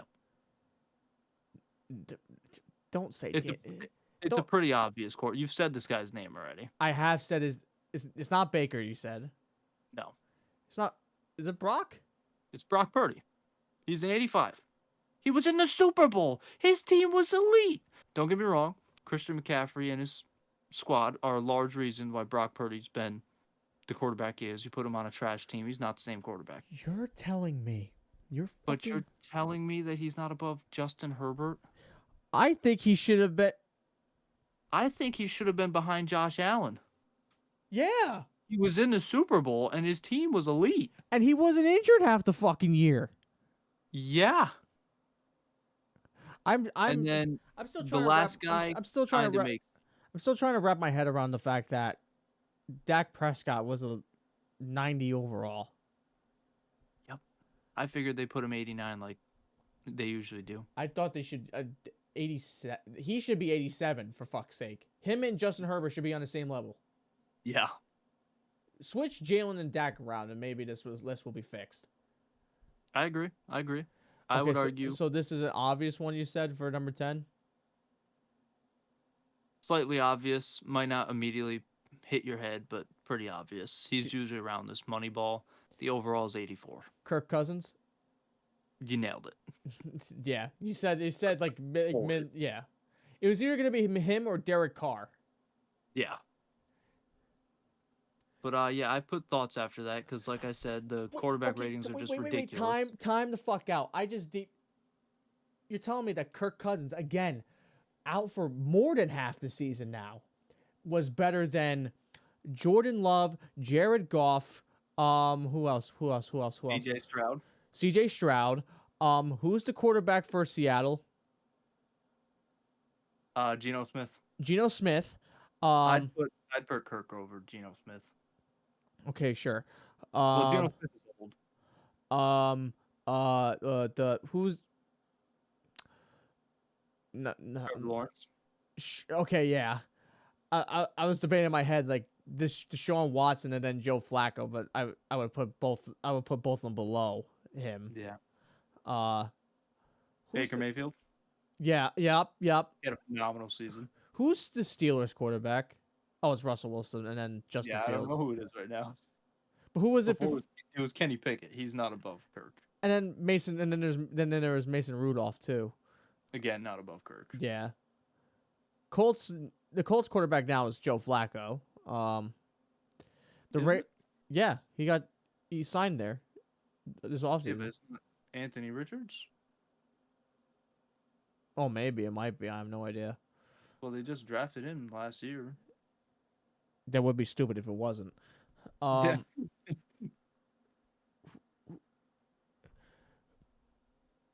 Jimmy Garoppolo. I would put him below fucking Kirk Cousins. What a fall from grace from him. Failure of a season. Yeah, but okay, all those players I just mentioned. Like, really? Those aren't better than Kirk Cousins? Really? Are you fucking stupid? Kirk Cousins has that special gift where he's always 84 through 82, and he's always somehow a top 10 quarterback. No matter what. I don't know what it is. That list is so that list hurts my brain, honestly. So, oh my god. I'm glad it did the same thing to you that it did to me. So I nearly number lost one my and number two, I understand. What was number three? Joe Burrow. Okay, let's fix this fucking list real quick. Put Joe Burrow at. We'll put him at 89 because he was out for most of the year. He shouldn't be at 90. He should not. I agree. Put Josh Allen next. Put him at 3. Yep. Put Jalen Hurts at 4. Yep. I'd say 2 of 5. 2 of 5. Yes. Then I'd go Brock Purdy. Yep, and then put Joe Burrow 7th, just because he's just Joe Burrow, because that's literally why. Because that's put Dak Prescott over Joe Burrow. Only because Dak played the whole season. I guess, but dude, what I'm doing is literally what they did. They literally put Joe Burrow up that high because he's Joe Burrow. So yeah, I'm doing this. So I'm doing the same thing. Joe Burrow at 7, Dak Prescott 8. I'd say Trevor Lawrence. Trevor Lawrence at 9, and probably do CJ Stroud at 10. Actually, I would take Trevor Lawrence out. I'd put Baker Mayfield. Okay, yeah.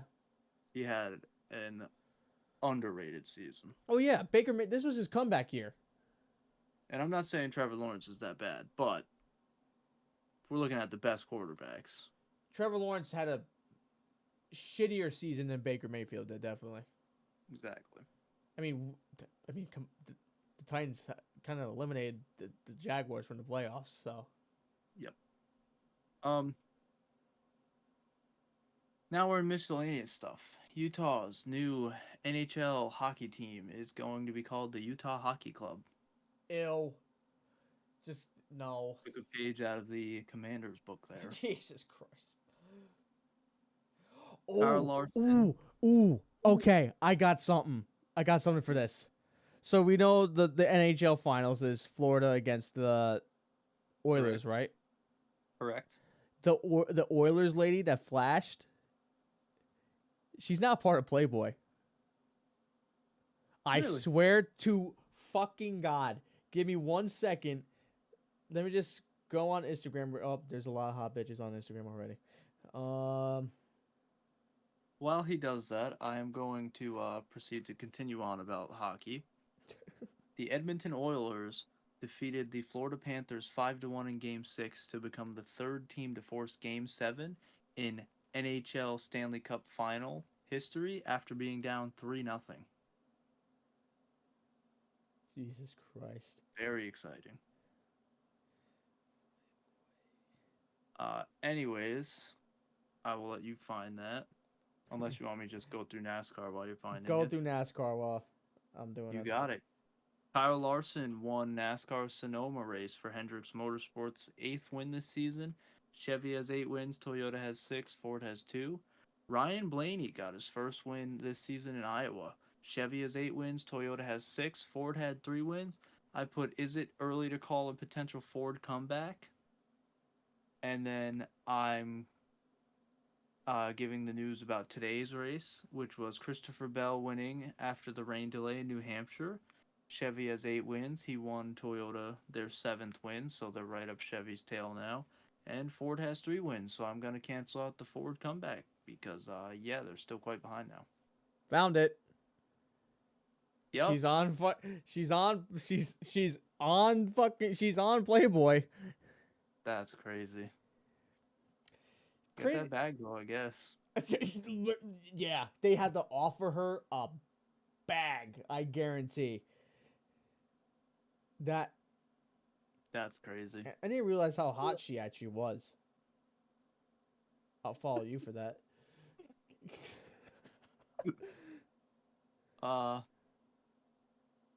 Famous Nathan's hot dog competitive eater Joey Chestnut was banned from this year's contest because of his Impossible Foods partnership.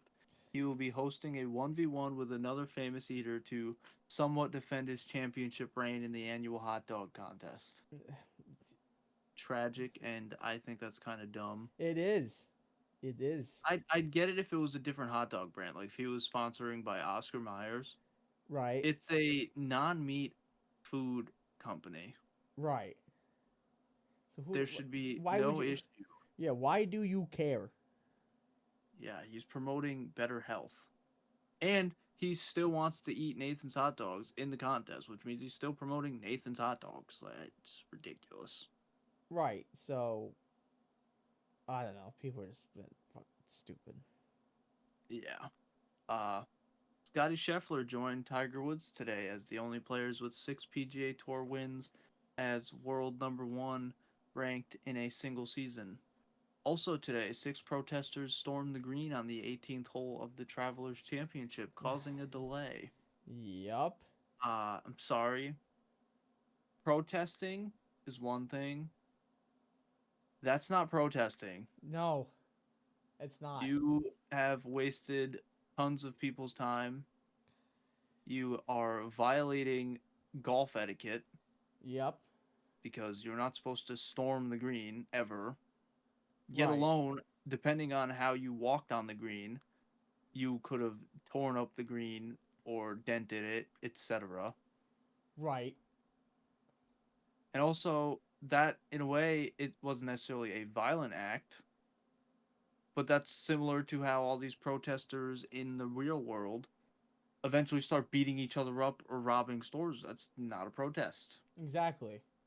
So, world, just do better.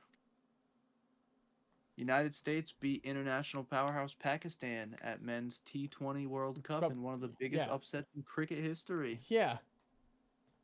USA Cricket advances to the Super 8s for the first time in history. They lost, right, to like South Africa or New Zealand or some That shit. is correct. I sent you this last night.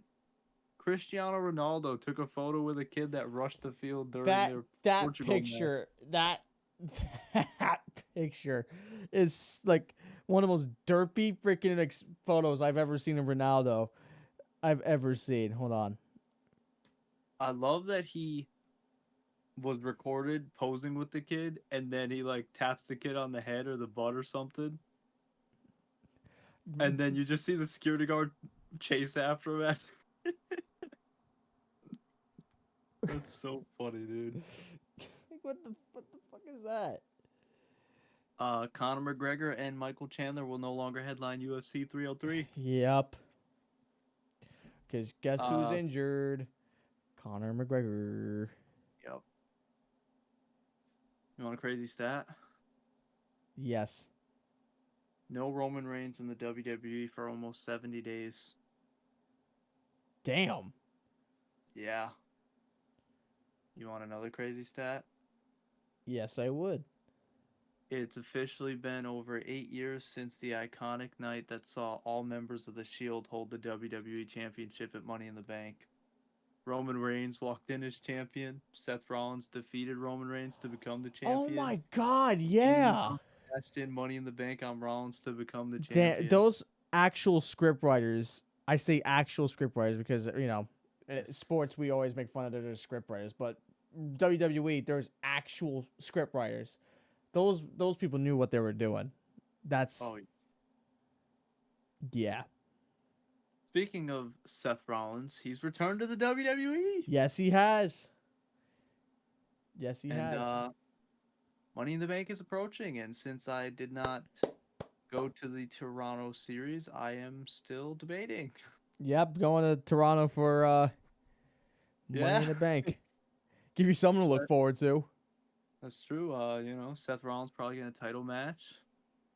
Maybe. Multiple Money in the Bank ladder matches in general. I like crazy. Damian Priest's run as a champion, by the way. I didn't think I would like it as much, but I do actually like it. I like it and I don't. I think the whole Liv Morgan tearing their entire industry down makes this run really weird. It does. It really just does. I'm not focused on his run at all. You just Because, focus on Liv like, Morgan, aren't you? that, and also it's like every time Dom's around the corner, they try to do this thing where like he peeps around the corner, so like he's not even like a strong like, oh, I'm the champ. He's more like Dom's babysitter Yeah. from Liv. So it's a weird vibe. Right. Liv is like I love the Liv storyline though. I cannot wait for this to all unravel. I'll say wait till like Rhea comes back. Oh, dude, I think she's winning Money in the Bank. Liv? No, Rhea. She's not back yet though. Do you think Surprise appearance, maybe. maybe? Oh my God. Or she comes back and they verse at Money in the Bank, dude. This is I'm Bro, excited. Dom is gonna be like, bro. Dom would probably want to end himself, like the character himself would, I agree. because, like not, because the thing is too, like Dominic Mysterio, like the real life Dominic Mysterio, he's like the nicest dude ever, but he's embraced this role as a villain so well, like I guarantee he got that from Eddie when he was a villain. Like, because there was a whole thing of the whole child custody Oh, for fuck's sake. We got frozen again, frozen again, frozen again, frozen again, frozen. Okay. Because the whole Dom custody thing when, like Eddie's last run before he died in WWE. So I feel like he got some of that from him. So. Oh, yeah, 100%. Yeah. Yeah, he's embraced it well, but the character when Rhea comes back and lives there, they're both gonna be fighting over him, I guarantee, or something like that. Or Rhea's gonna get pissed off at Dom. Yeah. Who knows? Even though Dom doesn't want anything to deal with it. I'm thinking the storyline has to run longer, so it's probably gonna be a SummerSlam match. Probably. You know what I also am looking forward to if I go to Money in the Bank? What's that? Logan Paul versus LA Knight. Is that actually happening at Money in the Bank? It's basically about to. Yeah. Oh shit. But I mean, imagine how crazy. Why do I like Logan Paul better than in WWE than I did when he was in boxing? I love him in WWE. He also portrays a villain very well. Very well. Even though he's not really a villain, he's just I say he's just himself. He's just a douchebag. If he walked out and had like a character, I'd hate it because it's like, why is he acting now? Yeah, he's just being himself. That's all it is. Also, he's good at that sport, dude. Oh no, dude, he's fucking jumping off shit. Like, yeah. I almost think he might potentially be in the Money in the Bank match, which that would be exciting. Because you know how they sometimes throw a champion in there, try to go win Yeah. it. That'd be interesting. Although I know at SummerSlam he's losing, so that's the only thing with him that bothers me. How do you know I've that? known this since WrestleMania, because he's having a kid.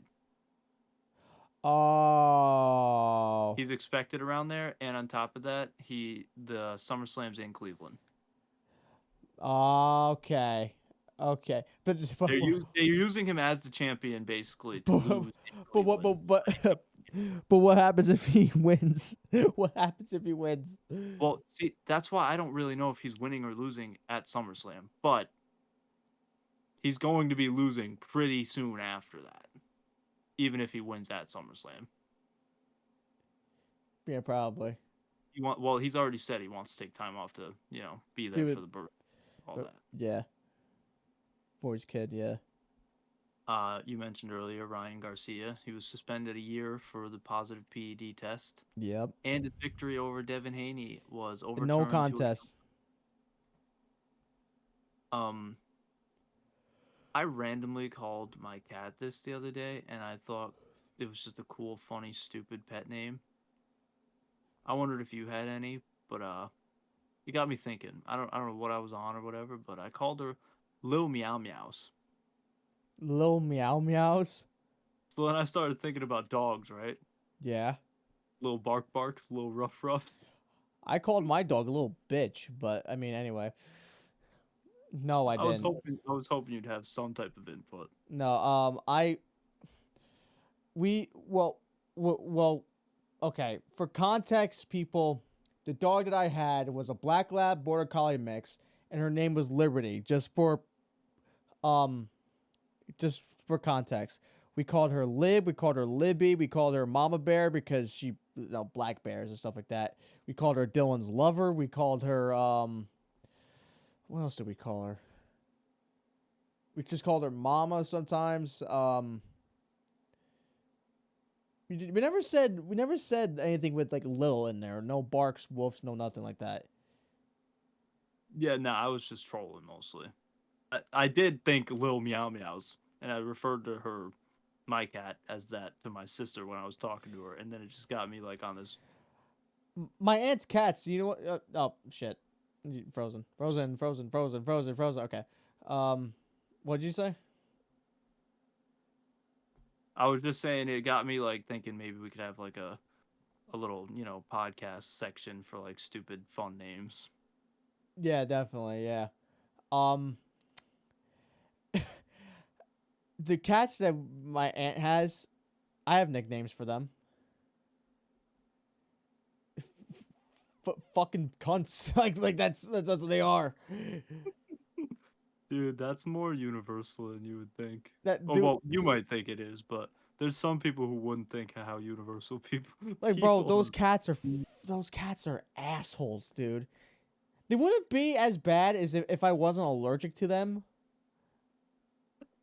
But they come in my room when they're not supposed to. They hide under my bed. They're a pain in the ass to get Under out. the dictator. What? Under the dictator because he's allergic. Yeah, yeah. Fucking hell. Jesus Christ. Oh man. Devastating stat. Not devastating as in very cherishable, but also like why? One of the greatest movies of all time, Pixar's Cars, was released 18 years ago. Oh my God. Shut up. Shut up. We can legally touch cars. Why the fuck would you say that? Sally is no longer weird to think about. You Why? freaks out there. Why I the just want you guys to know that. Why the fuck would you think that? Why would you say that? Why would you say that? I mean, she's 18. Okay, whatever. But why would you? We could touch cars. Cool. I didn't. This. What? You froze. You never know who our audience is. I'm just arousing the weirdos. Cool. I guess. Maybe, just maybe, your mom is into Sally. Or Lightning McQueen. He's also 18 now. You know what I'm saying? I don't want to, your mom joke out there, but like, maybe. I know she's a part of the audience. Get that fucking smirk off your face. Get that fucking smirk off your face. It's like that one meme where it's like hey dude, what's wrong? Lightning McQueen fucked my mom. And he's like, oh come on, dude. Lightning McQueen isn't real. Hey, why are you getting so sweaty that Lightning McQueen's behind a fucking tree? He's like, I fucked your mom, shit lips. Oh my god. Oh I think my man. favorite scene from Cars was when Sally and Lightning McQueen are driving by and Sally Sally drives over a puddle and Lightning McQueen dies and he's like and he chuckles and all of a sudden like what we think is mud is in his face. But there's no puddle of mud anywhere in this. So in reality, Sally just flat out just shat on his face. He just took she just took a big old shit right on his face. Oh yeah. Oh yeah. And now it's legal to watch. It was already legal to watch to begin with. What are you talking about? Wrong website. Yuck. All right. Oh my god. I've got one more thing on the list. Black Ops 6 is looking like it's going to be amazing. They're bringing back old Prestige restart ranks, Yes. bringing back classic zombies. I hope you said it last. God damn it. Round-based zombies is coming back. Thank the Lord and thank God you're wrong about it being based off 9/11. It's not.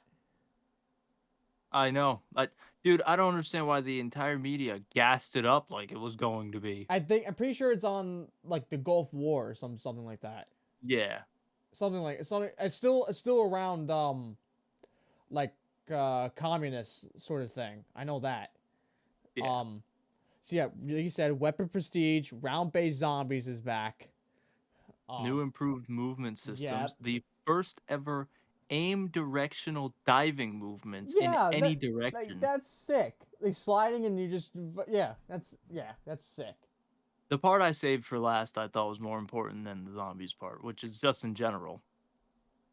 It's Treyarch. Well, yeah. I mean, Black Ops. Well, that's how you know it's gonna be good. But you do realize that they did make Black Ops 4 as well, which was not Yes, good. I know, but they've been on and off with the series for a while now. I saw a post where it's like when you see the motherfuckers sitting like this with the guns like this, or sitting cross like that, you know it's gonna be good. And those games were Black Ops, Black Ops 2, Black Ops 3, and now Black Ops 6. Oh yeah. Can I just say too? Black Ops 3, I think is my second favorite Call of Duty of all time. Really? Behind Black Ops 2. I had so much fun on Black Ops 3. Like, the multiplayer was awesome because it had the supply drops and you could get weapons from those. And then you had the zombies. The zombies was fucking awesome, dude, because you had Zombie Chronicles the year after that, which had all the old zombies maps and stuff. Oh yeah. We had that. It was Black Ops. I have so many memories on Black Ops 3 more than I have on Black Ops 2, but Black Ops 2 overall is so much better than Black Ops 3. My number one is Black Ops 2 as well. Black Ops 2 is so Black Ops 2 is amazing, obviously. I don't put Black Ops 3 high on my list only because I have done the research into how much I actually played that game. Yeah. I really just didn't play the game. Yeah, so you didn't really play I that more much. so only hopped on when you guys wanted me to hop on. Yeah. You didn't play that game I that thought much. I binged that game so much, but I really didn't. No, you didn't. Nope. Which is why I know very controversial for my Call of Duty list too, in a sense of I'm putting games that all the old heads would like beat me up over. Mm-hmm. Modern Warfare 2, the new one, has to be my second game on that list. Because that one, really? That game, me and Steven absolutely have had our greatest moments on. I As in, that's the only Call of Duty I binged. that Binged. that one I was more expecting 2019 Modern Warfare to be on your number 2. That's my 3. So for me, number 1 is Black Ops 1, 2 no, sorry, not Black Ops 1. Black Ops 2, 2 would be Black Ops 3. Third would be Modern Warfare 3, not the new one, the first Modern Warfare 3. Yep. 4 would probably be it's either 2019 Modern Warfare or Call of Duty Ghosts. I loved Gotta Ghosts. be Modern Warfare. Ghost Ghost was good. Ghost was Modern Warfare. Modern Warfare what? Modern Warfare what? Modern Warfare what? You froze. Modern Warfare Modern what? Warfare was for the culture during that time, though. Oh well, yeah. Like But- the pandemic made that game fantastic. So yeah, I would probably put Modern Warfare 2019, and then I would fuck off Siri, and then do Ghosts after that. Ghosts, I fucking loved Ghosts. And people used to give it a lot of shit too, but then people realizing That game was so cheap because of how many people hated it. people realizing now like that game was actually like not that Right. bad. Yeah. Yeah. I played Advanced Warfare a lot too. Is that? No, there was one. I think there was one. There was a Warfare. It wasn't Advanced Warfare. It was Infinite Warfare. Infinite. Yeah. That's the one that's culture. That's fucking culture right there. Even though the game sucked, that was fucking culture because of the amount of like the time. Because you, me, Gene, Dakota, and Dylan would do like sniper battles and shit. Oh man, Us just screaming at each other. what a time, dude.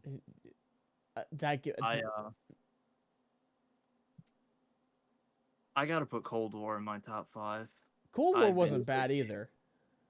I binged that game. I had some fun on it with Steven. Cold War wasn't I'm too going bad. off of personal experience. I hate that I didn't really get to have incredible gaming experiences on Call of Duty with you guys because I just wasn't good at the game.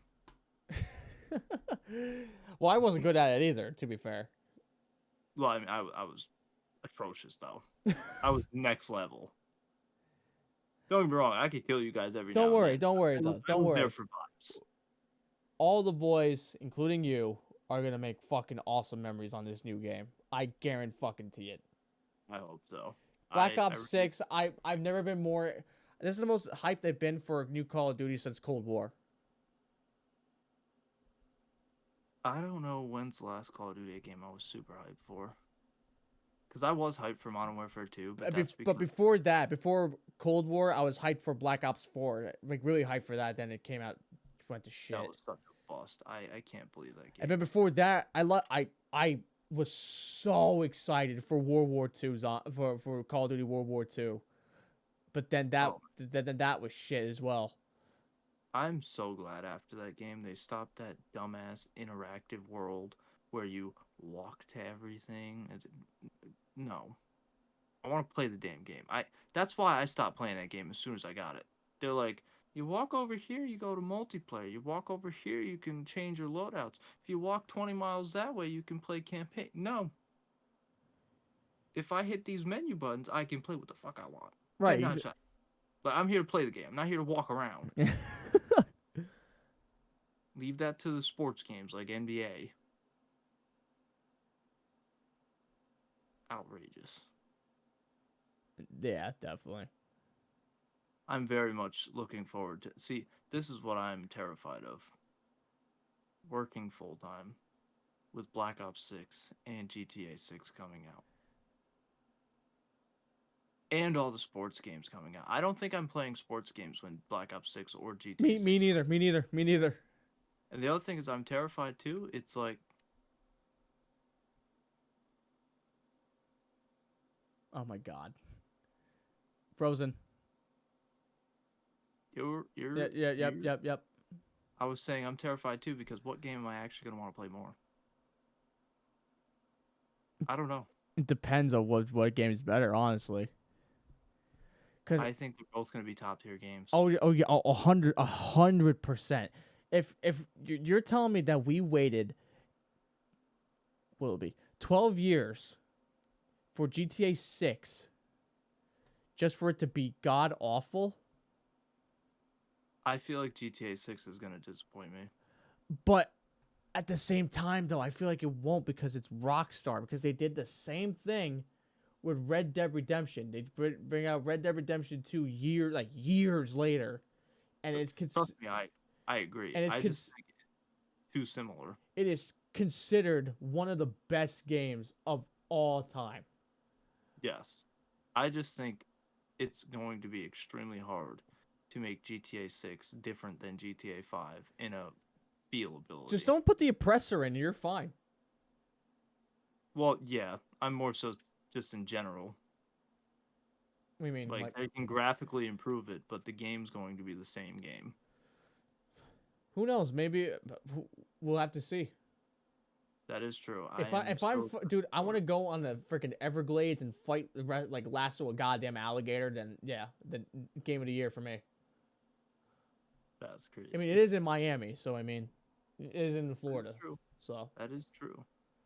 imagine if it was in like London or some shit like that. That'd be weird. That'd be interesting though. It would be because it's like it's not like a really, I wouldn't say like a crime ridden place. Well, I mean it is, but it's not like crime here, obviously. Also, guns in London in general. Right, exactly. Imagine someone just pulled up with a gun in London, like that would be insane. Instead of getting chased by the police, you just get chased by the what do they call those things? The standing guards. The Royal Guards. Yeah. Fucking hell. The Queen's the fucking like, oh god. The Queen runs after you, in their game. That would be crazy.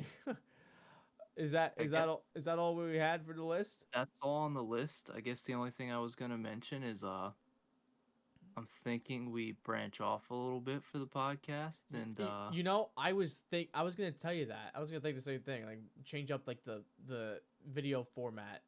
Like instead of doing like a list thing like we've been doing, possibly let's focus on like one thing for each episode. Like you know what I mean? You know trust me, I agree. I was more so aiming towards like guest podcasts Oh well, yeah, that too, yeah. and then potentially some gaming content or some other form of content, Oh yeah. especially with this Yankees slump. Right. I mean, But like what I'm saying with the list I know format, what you mean. because like I feel like because like I said the lists are so long and also it probably takes a long time for you to write these lists. So I feel oh for God's sake, God damn it! What were you saying now? I was saying, yeah, I've been sick of writing the lists. They do take so much of my time. So maybe if we focus on like one thing, one particular topic, yes, it would become like more like watchable and stuff too. well, that's what I'm getting at too. I feel like we've had a great podcast run with the list, but I feel like the list has to go. I agree. Yes. Perfect. All right. So, ladies and gentlemen, this is the last of the season 1, I guess we could call it. I guess, yeah. Season 1 of Sports Bolt, even though it's been going on for a year or two. Yeah. Have a good night. Fuck Liv Morgan. Fuck the Celtics. What else?